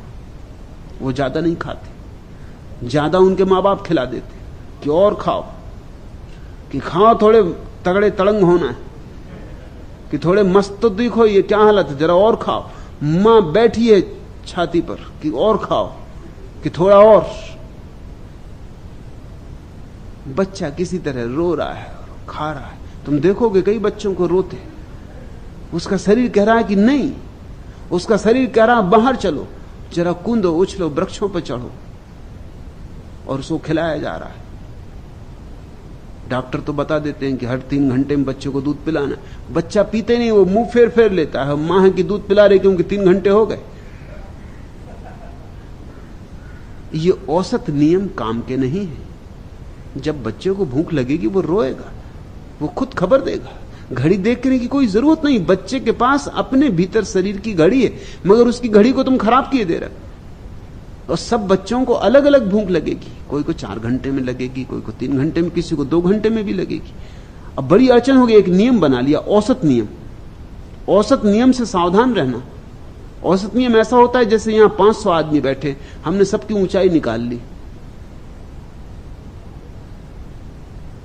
और सबकी संख्या गिन ली, सबकी ऊंचाई जोड़ ली, फिर उसमें 500 का भाग दे दिया। समझो ऊंचाई आई 4 फीट 3.5 इंच, औसत ऊंचाई। अब ये 4 फीट 3.5 इंच का कोई भी नहीं होगा यहां, शायद ही कोई हो, क्योंकि इसमें कई छोटे बच्चे हैं तो 2 फीट के, और कोई 6 फीट के सज्जन है। मगर दोनों को मिल कर दो तो 4-4 फीट औसत ऊंचाई हो गई। 4 फीट का कोई भी नहीं, ना तो 6 फीट वाला आदमी 4 फीट का है, न 2 फीट वाला बच्चा 4 फीट का है। मगर 6 फीट वाले एक आदमी और 2 फीट वाले बच्चे को जोड़ दिया, 8 फीट हो गए, 2 का भाग दे दिया, 4 फीट औसत आ गया। अब झंझट हुई। अब बच्चे को खींचो 4 फीट का करो, तब वो औसत होगा। अब 6 फीट के आदमी को काटो, या कहो जरा पैर सिकोड़ो, जरा सिर को अंदर लो, कछुए की तरह अपने अंदर करो, तुम जरा ज्यादा हो। यूनान में कथा है प्रोक्रेस्टिस की। वो एक सम्राट था, वो बड़ा भयानक सम्राट था, उसके अपने हिसाब थे, बड़ा गणितज्ञ था भी प्रोक्रेस्टिस। वो गणित से जीता था। उसके घर किसी का मेहमान होना, उससे लोग डरते थे, उसके घर कोई मेहमान नहीं होना चाहता, क्योंकि उसके पास एक सोने का पलंग था, बहुमूल्य हीरे जवाहरातों से जड़ा, उसी पे सुलाता था अपने मेहमान को। और उसका साथ खतरा यह था कि अगर मेहमान लंबा हो तो वो काट देता उसके हाथ पैर, क्योंकि पलंग तो कीमती है। पलंग तो बड़ा किया नहीं जा सकता, छोटा किया नहीं जा सकता, इतनी जल्दी हो भी नहीं सकता, मगर मेहमान को तो छोटा बड़ा किया जा सकता। और अगर कोई छोटा होता पलंग से तो उसके 2 पहलवान आकर उसको खींच खींच के लंबा करने की कोशिश करते। उसके घर कोई ठहरता नहीं था। ये कहानी अर्थपूर्ण है, मगर ये सभी गणितज्ञों की कहानी। सब बच्चों का भाग दे दिया।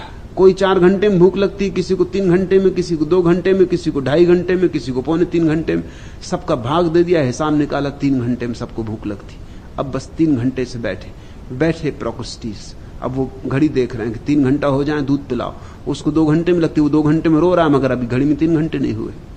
रोते रहो बच्चों।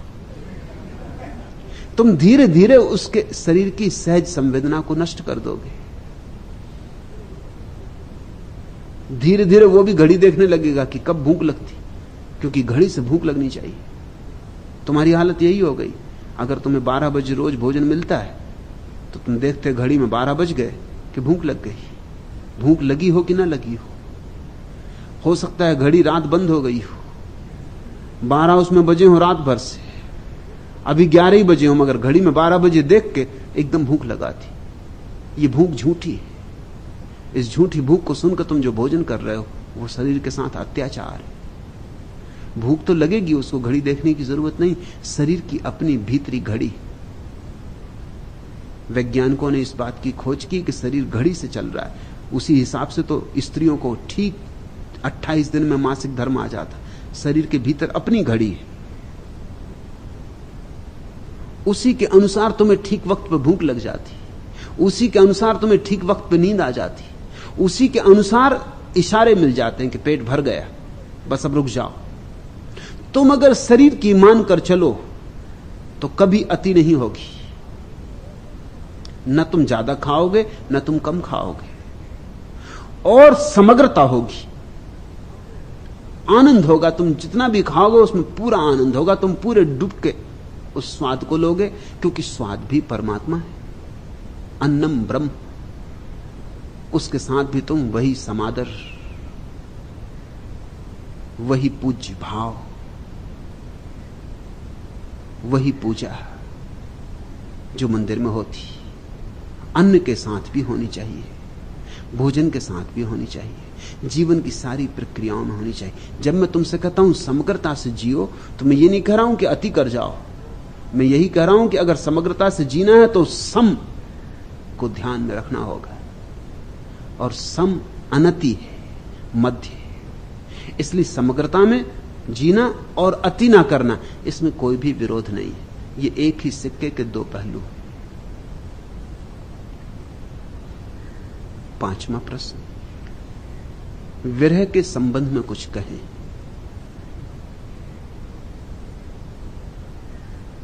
विरह के संबंध में कुछ भी नहीं कहा जा सकता। विरह को अनुभव किया जा सकता है, क्योंकि विरह शब्दों में नहीं आता, आंसुओं में आता है। और विरह बोलता नहीं, मौन है, मूक है। विरह रोता है, विरह जागता है,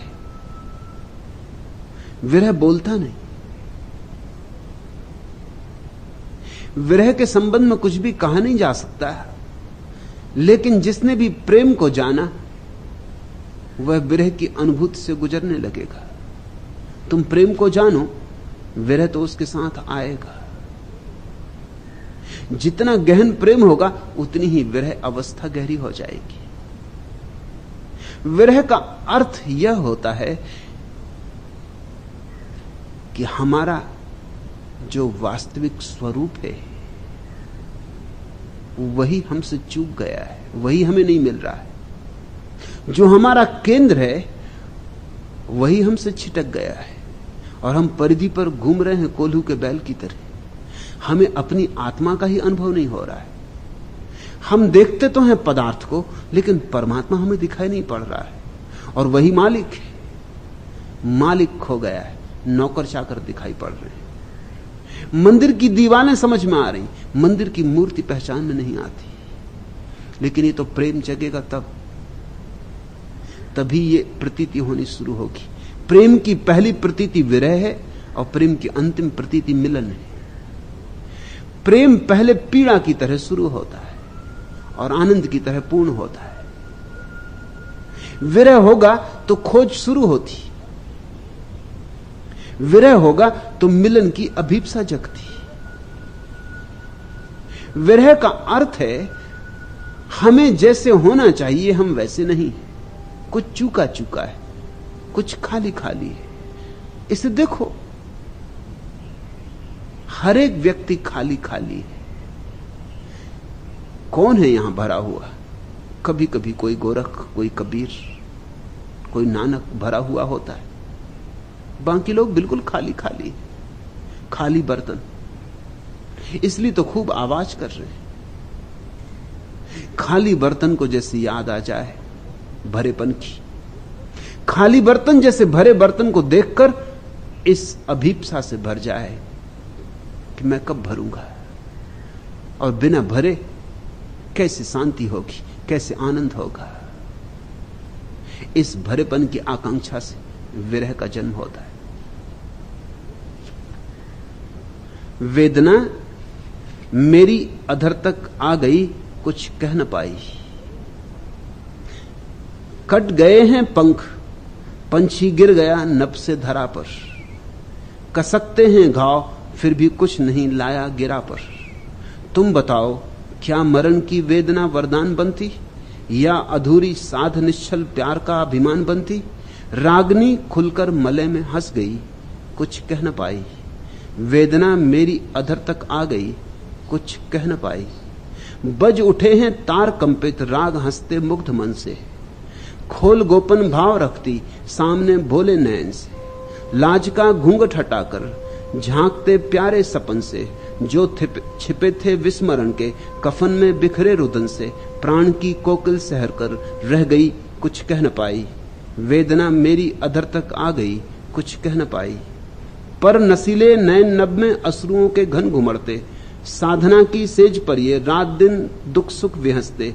कल्पनाएं मिट गईं पर आह भर पाई कभी ना। लुट गया सर्वस्व फिर भी सांस कह पाई कभी ना। भोर की सुकुमार कलिका खिल गई कुछ कह न पाई। वेदना मेरी अधर तक आ गई कुछ कह न पाई। विरह की वेदना बड़ी मौन वेदना है, और मौन होती तभी तो गहरी हो पाती। बोलने से तो बात उथली हो जाती, न कहो तो बड़ी कीमती है, कह दो दो कौड़ी की हो गई। कहते ना बंधी मुट्ठी लाख की और खुली तो खाक की। विरह चुप चुप रोता है, गुपचुप रोता है। प्रार्थना बतानी नहीं होती, उसका कोई प्रदर्शन नहीं करना होता, उसकी कोई डुंडी नहीं पीटनी होती। इसलिए मंदिरों में जहां तुम घंटे बजाकर शोरगुल मचा के प्रार्थना शुरू कर देते हो, वहां विरह नहीं, वहां सिर्फ एक आयोजन है, सिर्फ एक औपचारिकता निभा रहे हो। और तुमने ख्याल किया, अगर दर्शक मौजूद हो मंदिर में तो प्रार्थना करने वाला बड़ी देर तक प्रार्थना करता है, खूब जोर जोर से प्रार्थना करता है, मंजीरे पीटता है, ढोल पीटता है। अगर कोई ना हो प्रार्थना करने वाला, अकेला हो, जल्दी जल्दी करके कह सुना के किसी तरह पूरा करके भाग खड़ा होता है। तुम प्रार्थना परमात्मा से कर रहे हो कि देखने वालों को, कि दिखावे के लिए? तुम नाच रहे हो उसके सामने या लोगों के सामने? अगर तुम्हारे मन में जरा भी रस है कि लोगों को पता चल जाए कि देखो मैं कैसी प्रार्थना कर रहा हूं, कैसी गहरी भक्ति में उतर रहा हूं, तो तुम प्रार्थना परमात्मा के सामने नहीं कर रहे हो, तुम तमाशा कर रहे हो। तुम बाजार में खड़े हो और तुम अहंकार को ही भर रहे हो। विरह तो चुप चुप रोता है, गुपचुप रोता है, और जितना गुपचुप रोए उतना ही गहरा और उतनी ही दूरगामी उसकी पहुंच होती। चांद तो घर आ गया है और तुम जाने कहां हो। एक दीपक ने 10 दीपक जलाए, एक दूरी से विहक घर लौट आए। मैं स्वयं को एक मेला लग रही हूं, आंख में सुकुमार सपने डगमगाए। प्राण यह घबरा गया है और तुम जाने कहां हो। चांद तो घर आ गया है और तुम जाने कहां हो। रात रानी गंध के स्वर फूंकती है, प्राण में उन्मन पिकी सी कूकती है। क्या कहूं मैंने हृदय पाया अजब है, जिंदगी भर हर बार यूं ही चूकती है। मधु मुझे नहला गया है और तुम जाने कहां हो। चांद तो घर आ गया है और तुम जाने कहां हो। कंठ में संगीत बैठा बुदबुदाता, ओंठ पर आता न पीछे लौट जाता। पायलों में एक कंपन सा विलय है, आरती में दीप रह रह झिलमिलाता। रूप रस बरसा गया है और तुम जाने कहां हो। चांद तो घर आ गया है और तुम जाने कहां हो। परमात्मा की तलाश ऐसी उठती जब हृदय में, जैसे कोई प्रेसी प्रेमी को पुकारे कि सावन आ गया, कि मेघ घिर गए, कि कोयलें पुकारने लगी, कि मोर नाच उठे और तुम जाने कहां हो। कि सब तरफ फूल भर गए और सब तरफ झूले तन गए और सब तरफ राग रंग उठाया और तुम जाने कहां हो, और चांद तो घर आ गया है और तुम जाने कहां हो। जब किसी को ऐसा अभाव लगने लगता परमात्मा का भीतर, तो विरह उत्पन्न होता है।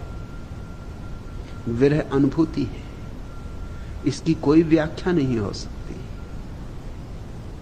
जानो तो जानो, जियो तो जानो। विरह कोई सिद्धांत नहीं, समझाने का कोई उपाय नहीं।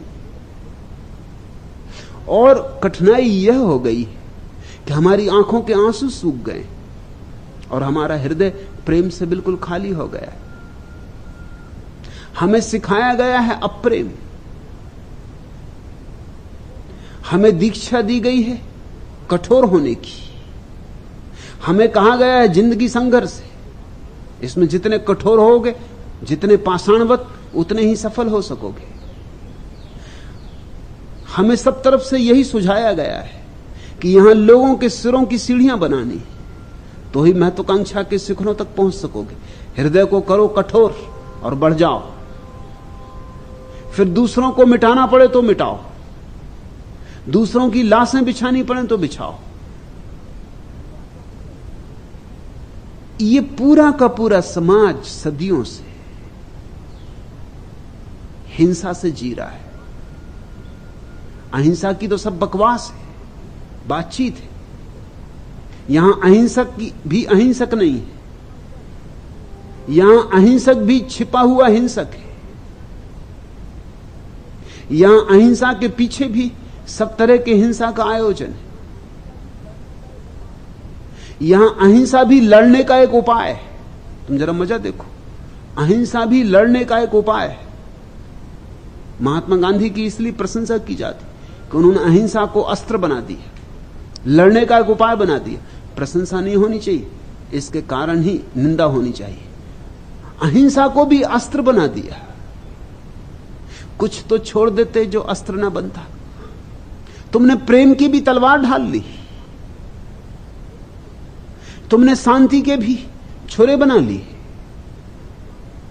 अहिंसा का भी अस्त्र, अहिंसा को भी लड़ने का एक ढंग बना लिया, मगर लड़ाई जारी रही। लड़ने में हिंसा है तो अहिंसा कैसे लड़ने का साधन हो सकती है?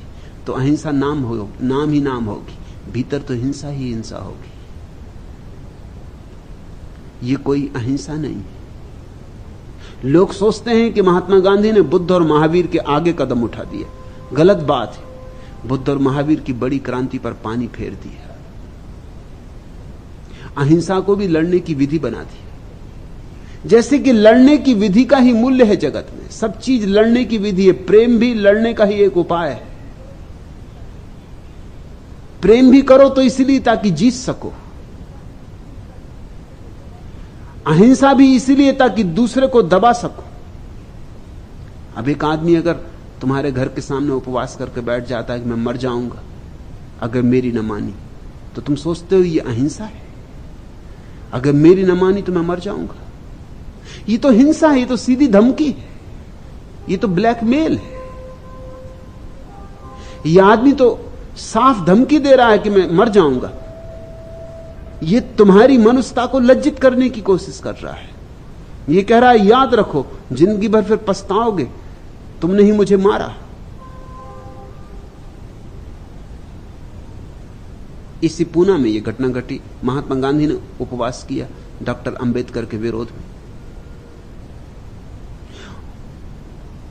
क्योंकि डॉक्टर अंबेडकर चाहते थे कि शूद्रों को, हरिजनों को अलग मताधिकार प्राप्त हो जाए।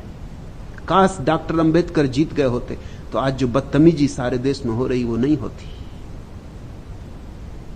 अंबेडकर ठीक कहते थे कि जिन हिंदुओं ने इतने दिन तक शूद्रों के साथ अमानवीय व्यवहार किया, उनके साथ हम क्यों रहे? क्या प्रयोजन? जिनके मंदिरों में हम प्रविष्ट नहीं हो सकते, जिनके कुओं से हम पानी नहीं पी सकते, जिनके साथ हम उठ बैठ नहीं सकते, जिन पे हमारी छाया पड़ जाए तो जो अपवित्र हो जाते, उनके साथ हमारे होने का अर्थ क्या है? उन्होंने तो हमें त्याग ही दिया, हम क्यों उन्हें पकड़े रहे? ये बात इतनी सीधी साफ है। इसमें दो मत नहीं हो सकते। लेकिन महात्मा गांधी ने उपवास कर दिया, वो अहिंसक, उन्होंने अहिंसा का युद्ध छेड़ दिया। उन्होंने उपवास कर दिया कि मैं मर जाऊंगा, अनशन कर दूंगा। ये तो बड़ा संघातक हानि हो जाएगी हिंदुओं की। हरिजन तो हिंदू हैं और हिंदू ही रहेंगे। उनका लंबा उपवास, उनका गिरता स्वास्थ्य, अंबेडकर को अंततः झुक जाना पड़ा। अंबेडकर राजी हो गया कि ठीक है, मत दें अलग मताधिकार। और इसको गांधीवादी इतिहासक लिखते हैं अहिंसा की विजय। अभी बड़ी हैरानी की बात, इसमें अहिंसक कौन है? अंबेडकर अहिंसक है। यह देख के कि गांधी मर न जाएं, वो अपनी जिद छोड़ा। इसमें गांधी हिंसक है। उन्होंने अंबेडकर को मजबूर किया हिंसा की धमकी देके कि मैं मर जाऊंगा। इसको थोड़ा समझना, अगर तुम दूसरे को मारने की धमकी दो तो यह हिंसा, और खुद को मारने की धमकी दो तो यह अहिंसा। इसमें भेद कहां है? एक आदमी तुम्हारी छाती पे छुरा रख लेता और कहता निकालो जेब में जो कुछ हो, यह हिंसा। और एक आदमी अपनी छाती पे छुरा रख लेता, वो कहता निकालो जो कुछ जेब में हो, अन्यथा मैं मार लूंगा छुरा। तुम सोचने लगते हो कि 2 रुपट्टी जेब में है, इसके पीछे इस आदमी का मरना। भला चंगा आदमी, एक जीवन का खो जाना, तुम 2 रुपए निकाल के दे, भैया तू ले ले, जा, 2 रुपए के पीछे जान मत दे। इसमें कौन अहिंसक है? मैं तुमसे कहता हूं डॉक्टर अंबेडकर अहिंसक है, गांधी नहीं। मगर कौन इसे देखे, कैसे इसे समझा जाए? इसमें लगता है ऐसे अहिंसा की विजय हो गई, अहिंसा हार गई, इसमें हिंसा की विजय हो गई। गांधी हिंसक व्यवहार कर रहे हैं। जो तर्क नहीं दे सकता वो इस तरह के व्यवहार करता है। स्त्रियां सदा से ये करती रही घर में, तुम्हें मालूम। स्त्री पति को नहीं मारती, खुद को पीट लेती, मगर वो कोई अहिंसा है? पति को मार नहीं सकती क्योंकि पति परमात्मा। पतियों ने ही ऐसा समझाया है कि पति परमात्मा है, पति को तो मान नहीं सकती। अब क्या करे? और मारने का भाव उठ रहा है, पिटाई करने की इच्छा हो रही, अब पति को मान नहीं सकती, अपने को पीट लेती है, अपने बच्चों को पीट देती। अब बच्चों को कुछ पता ही नहीं, वो बेचारा अपना हिसाब किताब कर रहा था बैठा, उसकी पिटाई क्यों हो रही है उसको कुछ समझ में नहीं आ रहा।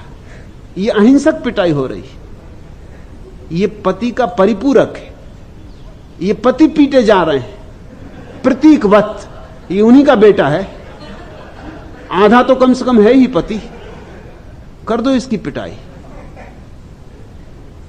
अगर बेटा ना मिले तो पत्नी खुद को मार लेती। पुरुष को गुस्सा आ जाए तो हत्या कर देता है, स्त्री को गुस्सा आ जाए तो दवाई की गोलियां खा के, नींद की गोलियां खा के सो जाती। पुरुष को गुस्सा आ जाए तो हिंसा करता, हत्या करता है। स्त्री को क्रोध आ जाए तो आत्महत्या करती। मगर ये दोनों ही हिंसा है, एक स्तृण हिंसा है, एक पुरुषगत हिंसा है। गांधी की स्तृण हिंसा को अहिंसा कहने का कोई कारण नहीं, सिर्फ स्तृण हिंसा है, सिर्फ कमजोर की हिंसा है। एक ताकतवर की हिंसा, एक कमजोर की हिंसा, मगर इसमें अहिंसा कोई भी नहीं। बुद्ध और महावीर की अहिंसा का राज कुछ और ही है। लेकिन हमने तो अहिंसा का भी अस्त्र बना लिया। ये समाज हिंसा से भरा है, ये प्रत्येक को कठोर होने की शिक्षा देता है। पाषाणवत हो जाओ, हृदय को सुखा लो, क्योंकि हृदय अगर भीगा रहा, गीला रहा तो तुम जगत में जीत ना पाओगे। आंसुओं को सुखा लो, क्योंकि आंसू ना मर्द की, मर्द कहीं रोते, स्तृण मत बनो। तुम्हारे आंसू सूख गए, तुम्हारा प्रेम सूख गया। अब तुम जी रहे हो सिर्फ खोपड़ी में, तुम्हारे हृदय में धड़कन नहीं होती, इसलिए तुम्हें विरह का कोई अनुभव नहीं हो सकता। विरह के लिए पहले प्रेम का अनुभव जरूरी है। विरह के लिए थोड़ा अपने हृदय में उतरो, फिर से अपने हृदय को गूंजने दो, फिर से देखो फूलों को, पत्तों को, चांतारों को, लोगों को, फिर से छोटे बच्चे की तरह अपने भाव को गति दो, गतिमान करो। हटा दो पत्थर बीच में पाषाणता के, कठोरता के, महत्वाकांक्षा के, हिंसा के, और फिर से आंखों को गीली करो, फिर फिर से रोना सीखो। कभी किसी गुलाब के फूल को खिला देख के रोए हो? नहीं रोए तो गलत बात है। गुलाब का फूल खिला और तुम रोए भी नहीं। तुम इतना भी ना कर सके कि 2 आंसू टपकाते आनंद के, कि कोयल पुकारी है और तुम रोए हो, कि पपीहा ने पी पुकारा, पिया को पुकारा, तुम्हारे भीतर कोई पुकार नहीं उठती। तुम ऐसे ही चले जाते हो बहरे। संगीत कोई छेड़ देता है, रोए हो। कल एक छोटी सी सन्यासिनी, जरा सी लड़की, शक्तिपात के लिए आई, बार बार लिख रही थी कि मेरे सिर पर भी हाथ रखें, मेरी भी शक्ति को जगाएं। देखती थी और सन्यासी आते, उनके सिर पर मैं हाथ रखता हूं, उनके भीतर ऊर्जा का प्रवाह होता है। छोटी बच्ची, अभी तो ध्यान भी उसने किया नहीं, अभी तो मां बाप ने सन्यास लिया तो उसने भी सन्यास ले लिया है, लेकिन उसके भीतर भाव की तरंग थी। तो मैंने कहा ठीक है तू आ। और मैं भी चकित हुआ जब उसकी ऊर्जा प्रवाहित होने लगी। पास में ही मनीषा बैठी थी। मनीषा तो इतनी आनंद विभोर हो गई उस बच्ची की ऊर्जा को प्रवाहित होते देखकर कि रोने लगी। अपने आंसू नहीं रोक पाई। वे आनंद के आंसू हैं। इस छोटी सी बच्ची में जो घट रहा है, एक कमल खिल रहा है। इस कमल को खिलते देखकर तुम आनंद से रोओगे नहीं, तुम्हारी आंखें गीली नहीं हो जाएंगी। आकाश में उड़ते पक्षी को देखकर तुम्हें अपने भीतर मुक्त होने की कामना नहीं जगती। पिंजड़े में बंद पक्षी को देखकर तुम्हें अपनी स्थिति की याद नहीं आती। किसी रूखे सूखे वृक्ष को देखकर तुम्हें अपना बोध नहीं होता कि ऐसा ही मैं हो गया हूं। तुम कभी अपने लिए रोए हो, दूसरों के लिए रोए हो? तुम्हारे भीतर कभी प्रेम को तुमने बहाव दिया है, प्रवाह दिया है, तो तुम विरह समझ सकोगे। प्रेम को जगाओ। और मैं जानता हूं कि तुम परमात्मा के प्रेम में एकदम नहीं पड़ सकते। तुमने तभी पृथ्वी का प्रेम भी नहीं जाना, तुम स्वर्ग का प्रेम कैसे जान पाओगे? इसलिए मैं निरंतर कह रहा हूं कि मेरा संदेश प्रेम का है। पृथ्वी के प्रेम को तो जानो, तो फिर वही प्रेम तुम्हें परमात्मा के प्रेम की तरफ ले चलेगा। अभी तो तुमने प्रेम को जाना ही नहीं। पृथ्वी का प्रेम नहीं जाना, किसी स्त्री का प्रेम नहीं जाना, किसी पुरुष का प्रेम नहीं जाना, किसी मित्र का प्रेम नहीं जाना। प्रेम से वंचित हो तुम कैसे परमात्मा का प्रेम जानोगे? और अक्सर यह भ्रांति प्रचलित है कि इस संसार में अगर प्रेम किया तो परमात्मा से वंचित रह जाओगे। न मालूम कि ना समझो ने ये बात तुम्हें समझाई है। तुमने अगर इस संसार में प्रेम नहीं किया तो तुम परमात्मा के प्रेम में कभी पड़ोगे ही नहीं। जो उथले उथले नहीं तैरा, वो सागर में कैसे तैरेगा? जो मानवीय संबंधों के छोटे छोटे नाते रिश्तों में नहीं डूबा, वो उस परम रिश्ते में कैसे डूबेगा? वो तो बड़ा गहरा सागर है। तैरना तो किनारे पे सीखना होता है, जहां पानी उथला हो, ताकि डूब भी तो मर ना जाओ, जहां की डूब ना सको। हां, तैरना आ जाए फिर जाओ, फिर दूर दूर सागर तैरो, फिर कोई अंतर नहीं पड़ता। नीचे कितना पानी गहरा है, तैरने वालों को कोई अंतर नहीं पड़ता। मील भर गहरा हो कि 10 मील गहरा हो, कोई अंतर नहीं पड़ता। तैरने वाला तो तैरना जानता है, बात समाप्त हो गई। लेकिन न तैरने वाले को अंतर पड़ता है, पानी उथला है कि गहरा है। गहरा डुबा देगा। उथले में सीखना होता है। मेरे देखे मेरे लेखे संसार परमात्मा का उथला रूप है, ये उसका किनारा है। संसार परमात्मा का किनारा है।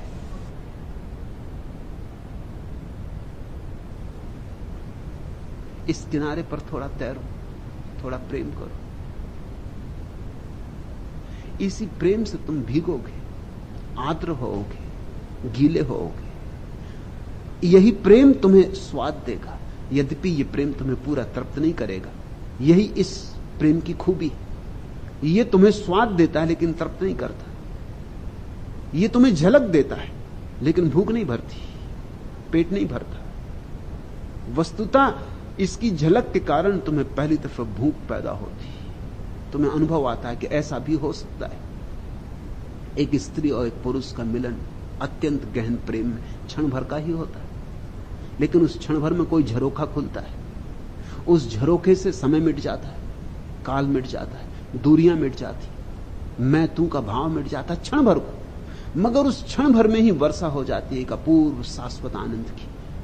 फिर क्षण भर के बाद बड़ी अंधेरी रात है, फिर विछोह है और बड़ी पीड़ा, पहले से ज्यादा पीड़ा, क्योंकि पहले तो पता नहीं था इस आनंद का, ये झरोखा खुला ना था, बंद कमरे में रहे थे, बंद कमरा ही जाना था, तुलना के लिए कोई उपाय ना था। अब तो खोला हुआ आकाश देख लिया, आकाश के तारे देख लिए, अब तो दूर दूर विस्तीर्ण नीलिमा देख ली आकाश की, आकाश मोड़ते पक्षी देख लिए, झरोखा बंद हो गया। लेकिन अब उसकी याद सताती, अब ये घर तुम्हें ज्यादा दिन कैद में नहीं रख सकेगा। आज नहीं कल तुम पंख पसारोगे, तुम उस झरोखे से उड़ जाओगे। मनुष्यों का प्रेम, पृथ्वी का प्रेम झरोखा खोलता है परमात्मा का। और दोहरी घटना घटती है सामान्य प्रेम में, एक तरफ आनंद के क्षण आते हैं, दूसरी तरफ दुख की, विषाद की घड़ियां आती। आनंद कहता है ऐसा ही सदा के लिए हो जाए, ये क्षण शाश्वत हो जाए, मगर कोई मानवीय संबंध शाश्वत नहीं हो सकता, क्षण भंगुरी होता है, फिर पीछे विषाद आता है। तभी तो आदमी समाधि की तलाश में निकलता, उस परम प्यारे की तलाश में निकलता जिससे आलिंगन एक बार हुआ तो हुआ, जिससे मिलन हुआ तो हुआ, सदा के लिए हो गया। मगर जिसने घूंट भर शराब न पी, वो मधुशाला की तलाश में क्यों निकलेगा? इस पृथ्वी की शराब को घूंट भर शराब समझो, ताकि तुम परमात्मा की मधुशाला में जाने के लिए आतुर होने लगो, दीवाने होने लगो। तो तुम्हें प्रेम समझ में आए, विरह समझ में आए, और किसी दिन सौभाग्य की घड़ी में मिलन भी समझ में आए, पर शब्दों से समझने का उपाय नहीं।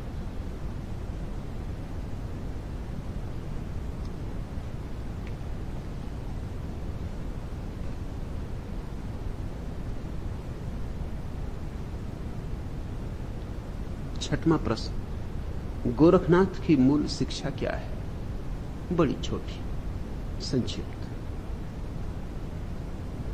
हंसीबा खेलीबा रहीबा रंग, काम क्रोध न करीबा संग। हंसीबा खेलीबा गाईबा गीत, दृढ़ करी राखी अपना चीत। यही मेरी शिक्षा भी है।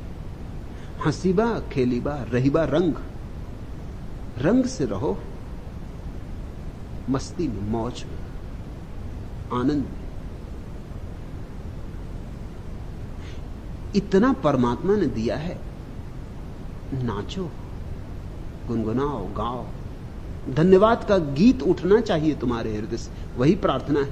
हंसीबा खेलीबा रहीबा रंग, हंसो। अगर ना हंस सको तो समझना तुम कभी धार्मिक ना हो सकोगे।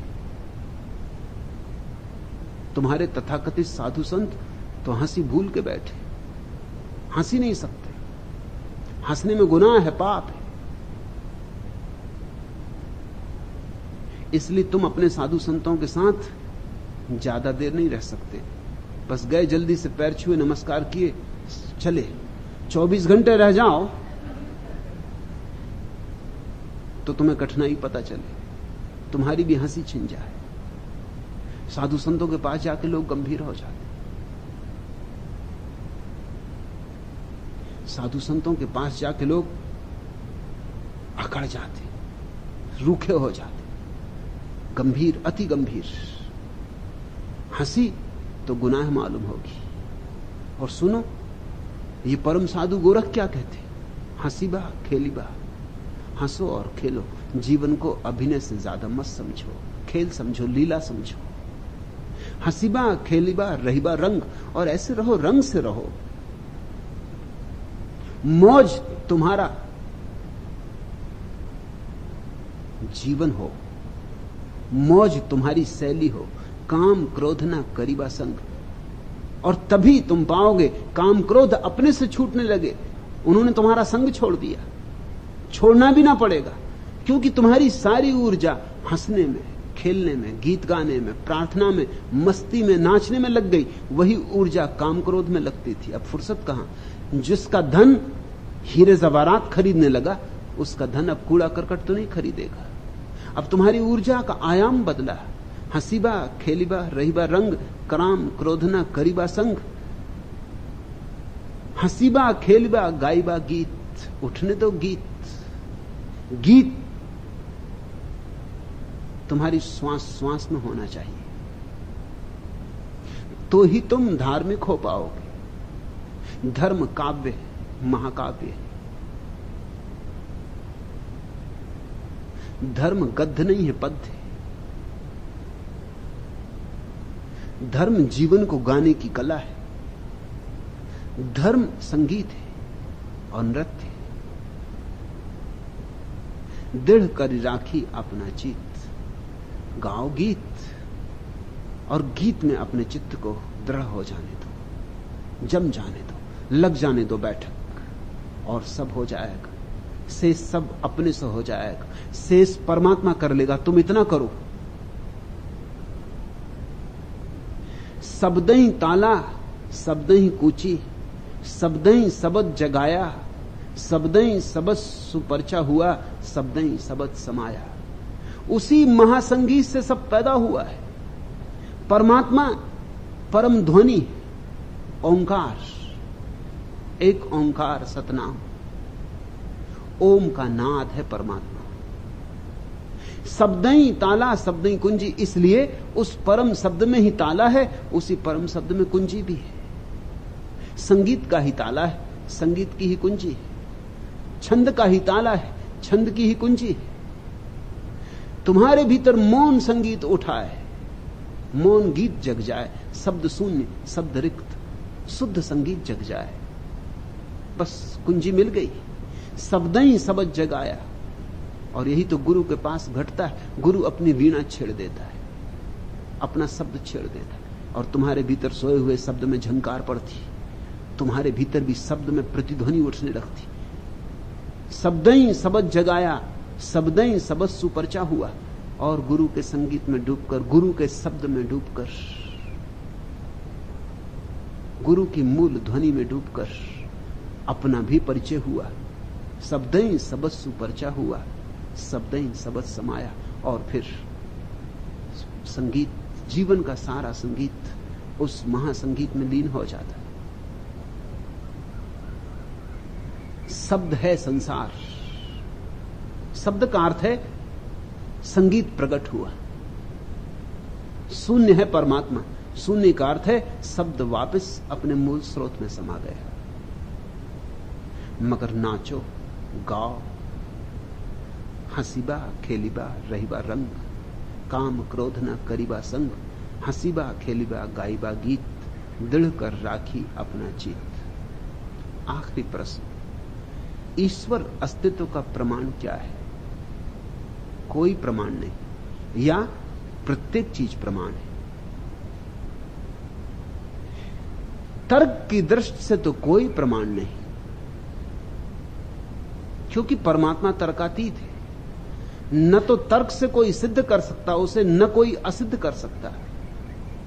और ख्याल रखना, जो तर्क से सिद्ध हो सकता है वह तर्क से असिद्ध भी हो सकता है।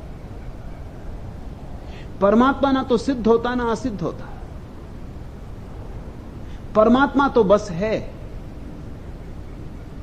शायद यह कहना भी ठीक नहीं कि परमात्मा है, क्योंकि परमात्मा है ऐसा कहने से पुनरुक्ति दोष लगता है ही तो परमात्मा है। जो है वही परमात्मा है। तो जब हम कहते हैं वृक्ष है, यह ठीक है कहना, क्योंकि एक दिन वृक्ष नहीं हो जाएगा, और एक दिन नहीं था फिर नहीं हो जाएगा, होना सिर्फ बीच में हुआ, इसलिए वृक्ष है, आदमी है, मकान है। लेकिन परमात्मा है यह कहना ठीक नहीं, क्योंकि परमात्मा ना तो कभी नहीं था और ना कभी नहीं होगा। इसलिए जिस अर्थ में हम है का प्रयोग करते उस अर्थ में परमात्मा के लिए नहीं किया जा सकता। परमात्मा तो है का ही दूसरा नाम। वृक्ष है अर्थात वृक्ष परमात्मा में है। मनुष्य है अर्थात मनुष्य परमात्मा में श्वास ले रहा है। जब परमात्मा अपनी श्वास वापस ले लेगा, मनुष्य नहीं हो जाएगा। जब परमात्मा अपनी हरियाली वापस ले लेगा, वृक्ष नहीं हो जाएगा। तो एक अर्थ में कोई प्रमाण नहीं, तर्क के अर्थ में, अस्तित्व के अर्थ में उसका ही प्रमाण है सब तरफ। ये खड़े वृक्ष, ये गिरती धूप, ये पक्षियों की आवाज, ये मेरा तुमसे बोलना, ये तुम्हारा यहां चुप मौन आनंद मग्न हो सुनना, ये सब में प्रमाण है। सुनते हो ये आवाज पक्षियों की, प्रमाण ही प्रमाण है। लेकिन तुम शायद तर्क की दृष्टि से प्रमाण चाहते हो, वैसा कोई प्रमाण नहीं। अरे ये किसने बीने फूल, अरे ये किसने बीने सूल, बिछाई किसने ये कलियां, यह किस बंसी की तान कि जिसके स्वर स्वर से लेताल अचानक थिरक उठा जीवन, यह किन अधरों का गान फूटते जिसके वे सुध रागों से उल्लास भरे निर्झर अनगिन, यह कौन अछूता सुमन बीनने जिसका मदिर पराग, भाग आई भ्रमरावलियां प्राण ये किसने बीने सूल, बिछाई किसने ये कलियां, यह कैसी पागल प्यास मांगना जिसने सीखा नहीं, न भी कुछ पाने का उल्लास, यह अजब अनोखी आस खोजती खोकर खोने हेतु, यह अजब अनोखी आस खोजती खोकर खाने हेतु, निराशा में पलता विश्वास, यह कैसी लुटी बहार खोजती आई जो मधुमास, बन गई मन की रंगरलियां, आह ये किसने बीने सूल, बिछाई किसने ये कलियां, यह किस जीवन का तिमिर खोजता आया मेरे पास, स्नेह की ज्योति सहज ही घिर, ये किसके सपने वधिर नहीं जो सुने पर आई बात, नित्य आते नैनों में तिर, यह कैसी ज्वाला उठी जलाने आई है जो आज, प्यार की सत दीपावलियां बता दो किसने बीने सूल, बिछाई किसने ये कलियां। पूछते हो प्रमाण, अरे ये किसने बीने सूल, बिछाई किसने ये कलियां, कौन रंग रहा है ये रंग, कौन चितेरा, कौन भरता है रंग इंद्रधनुषों में, कौन रंगता है रंग तितलियों के परों में, कौन भरता है गीत कोकिल के कंठों में, कौन तुम्हारे भीतर श्वास ले रहा, कौन तुम्हारे भीतर धड़क रहा, कौन है तुम्हारा जीवन, और तुम पूछते हो प्रमाण परमात्मा का। यह सब परमात्मा है, परमात्मा के अतिरिक्त और कुछ भी नहीं। जो है परमात्मा उसका ही दूसरा नाम है। मैं परमात्मा को और अस्तित्व को अलग अलग नहीं तोड़ता। पुराने धर्मों ने यह भूल की थी, इस भूल का बड़ा दुष्परिणाम हुआ। पुराने धर्म संसार को तोड़ देते हैं परमात्मा से अलग, फिर सवाल उठता है उसका प्रमाण कहां है। स्वाभाविक सवाल है, संसार तो है नहीं परमात्मा, फिर परमात्मा कहां है। फिर अड़चन खड़ी होती, फिर आकाश में हाथ उठाने पड़ते, वे हाथ झूठे। मैं तुमसे कहता हूं परमात्मा अस्तित्व है, इससे पार नहीं, इसी में छिपा है, इसी में गुथा है। यही खोजो, अभी खोजो, तुम पत्ते पत्ते में उसके हस्ताक्षर पाओगे, तुम पत्थर पत्थर में उसे छिपा हुआ पाओगे। जीसस का वचन है, उठाओ पत्थर को और तुम मुझे छिपा पाओगे, तोड़ो लकड़ी को और तुमने मुझे तोड़ दिया। बता दो किसने बीने सूल, बिछाई किसने ये कलियां, और तुम प्रमाण पूछ रहे हो। और प्रमाण देने वाले लोग हुए और उनके सब प्रमाण व्यर्थ हैं। कोई प्रमाण कारगर नहीं। अब तक जितने प्रमाण दिए गए परमात्मा के, सब दो कौड़ी के। जैसे कोई कहता है कि हर चीज को बनाने वाला होना चाहिए, इतना बड़ा जगत तो इसका बनाने वाला कोई होगा, मगर उसका प्रमाण आत्मघात कर लेगा। नास्तिक के सामने जाते ही हाथ पैर उसके लंगड़ा जाएंगे। क्योंकि नास्तिक कहता है अगर हर बनाने वाले का, हर बनाई गई चीज का बनाने वाला होना चाहिए, अगर संसार को बनाने के लिए परमात्मा चाहिए, तो फिर परमात्मा को किसने बनाया? बस उसने अटका दी तुम्हारी फांसी। परमात्मा को किसने बनाया? तुम नाराज होने लगे कि नहीं, परमात्मा को किसी ने नहीं बनाया। तो नास्तिक कहता जब परमात्मा बिना बनाए हो सकता है तो संसार क्यों नहीं हो सकता? टूट गया तर्क, पोचा निकला। तुम कहते हो कि जैसे कुम्हार घड़े को बनाता है, ऐसा उस कुंभकार ने इस संसार को बनाया, लेकिन कुम्हार को भी कोई बनाता है ना, या कि कुम्हार बिना बनाया होता है? अब फंसे मुश्किल में। तो तुम्हारे उस बड़े कुम्हार को किसने बनाया? ये प्रमाण कुछ काम नहीं आते, ये बच्चों को समझाने की बातें हैं, इनसे कोई जीवन क्रांतियां नहीं होती। इसलिए मैं प्रमाण नहीं देता, मैं तो अनुभव देता हूं। मैं तो कहता हूं आओ मेरे पास, बैठो गुपचुप, गाओ, नाचो, और किसी दिन अचानक तुम पाओगे कौंध गई उसकी बिजली। कब कौन जाए कुछ कहा नहीं जा सकता, उसकी कोई भविष्यवाणी भी नहीं हो सकती। अनायास आता है वह अतिथि, अचानक द्वार पर खड़ा हो जाता है। जिस क्षण तुम्हारी पात्रता होती, जिस क्षण तुम निर्मल होते हो, शांत होते, उसी क्षण घटना घट जाती। फिर कोई प्रमाण नहीं चाहना पड़ता, फिर तुम स्वयं ही प्रमाण हो जाते। तुम्हारा अनुभव ही प्रमाण हो सकता है, और कोई चीज प्रमाण नहीं हो सकती। बता दो किसने बीने सूल बिछाई, किसने ये कलियां? आज इतना।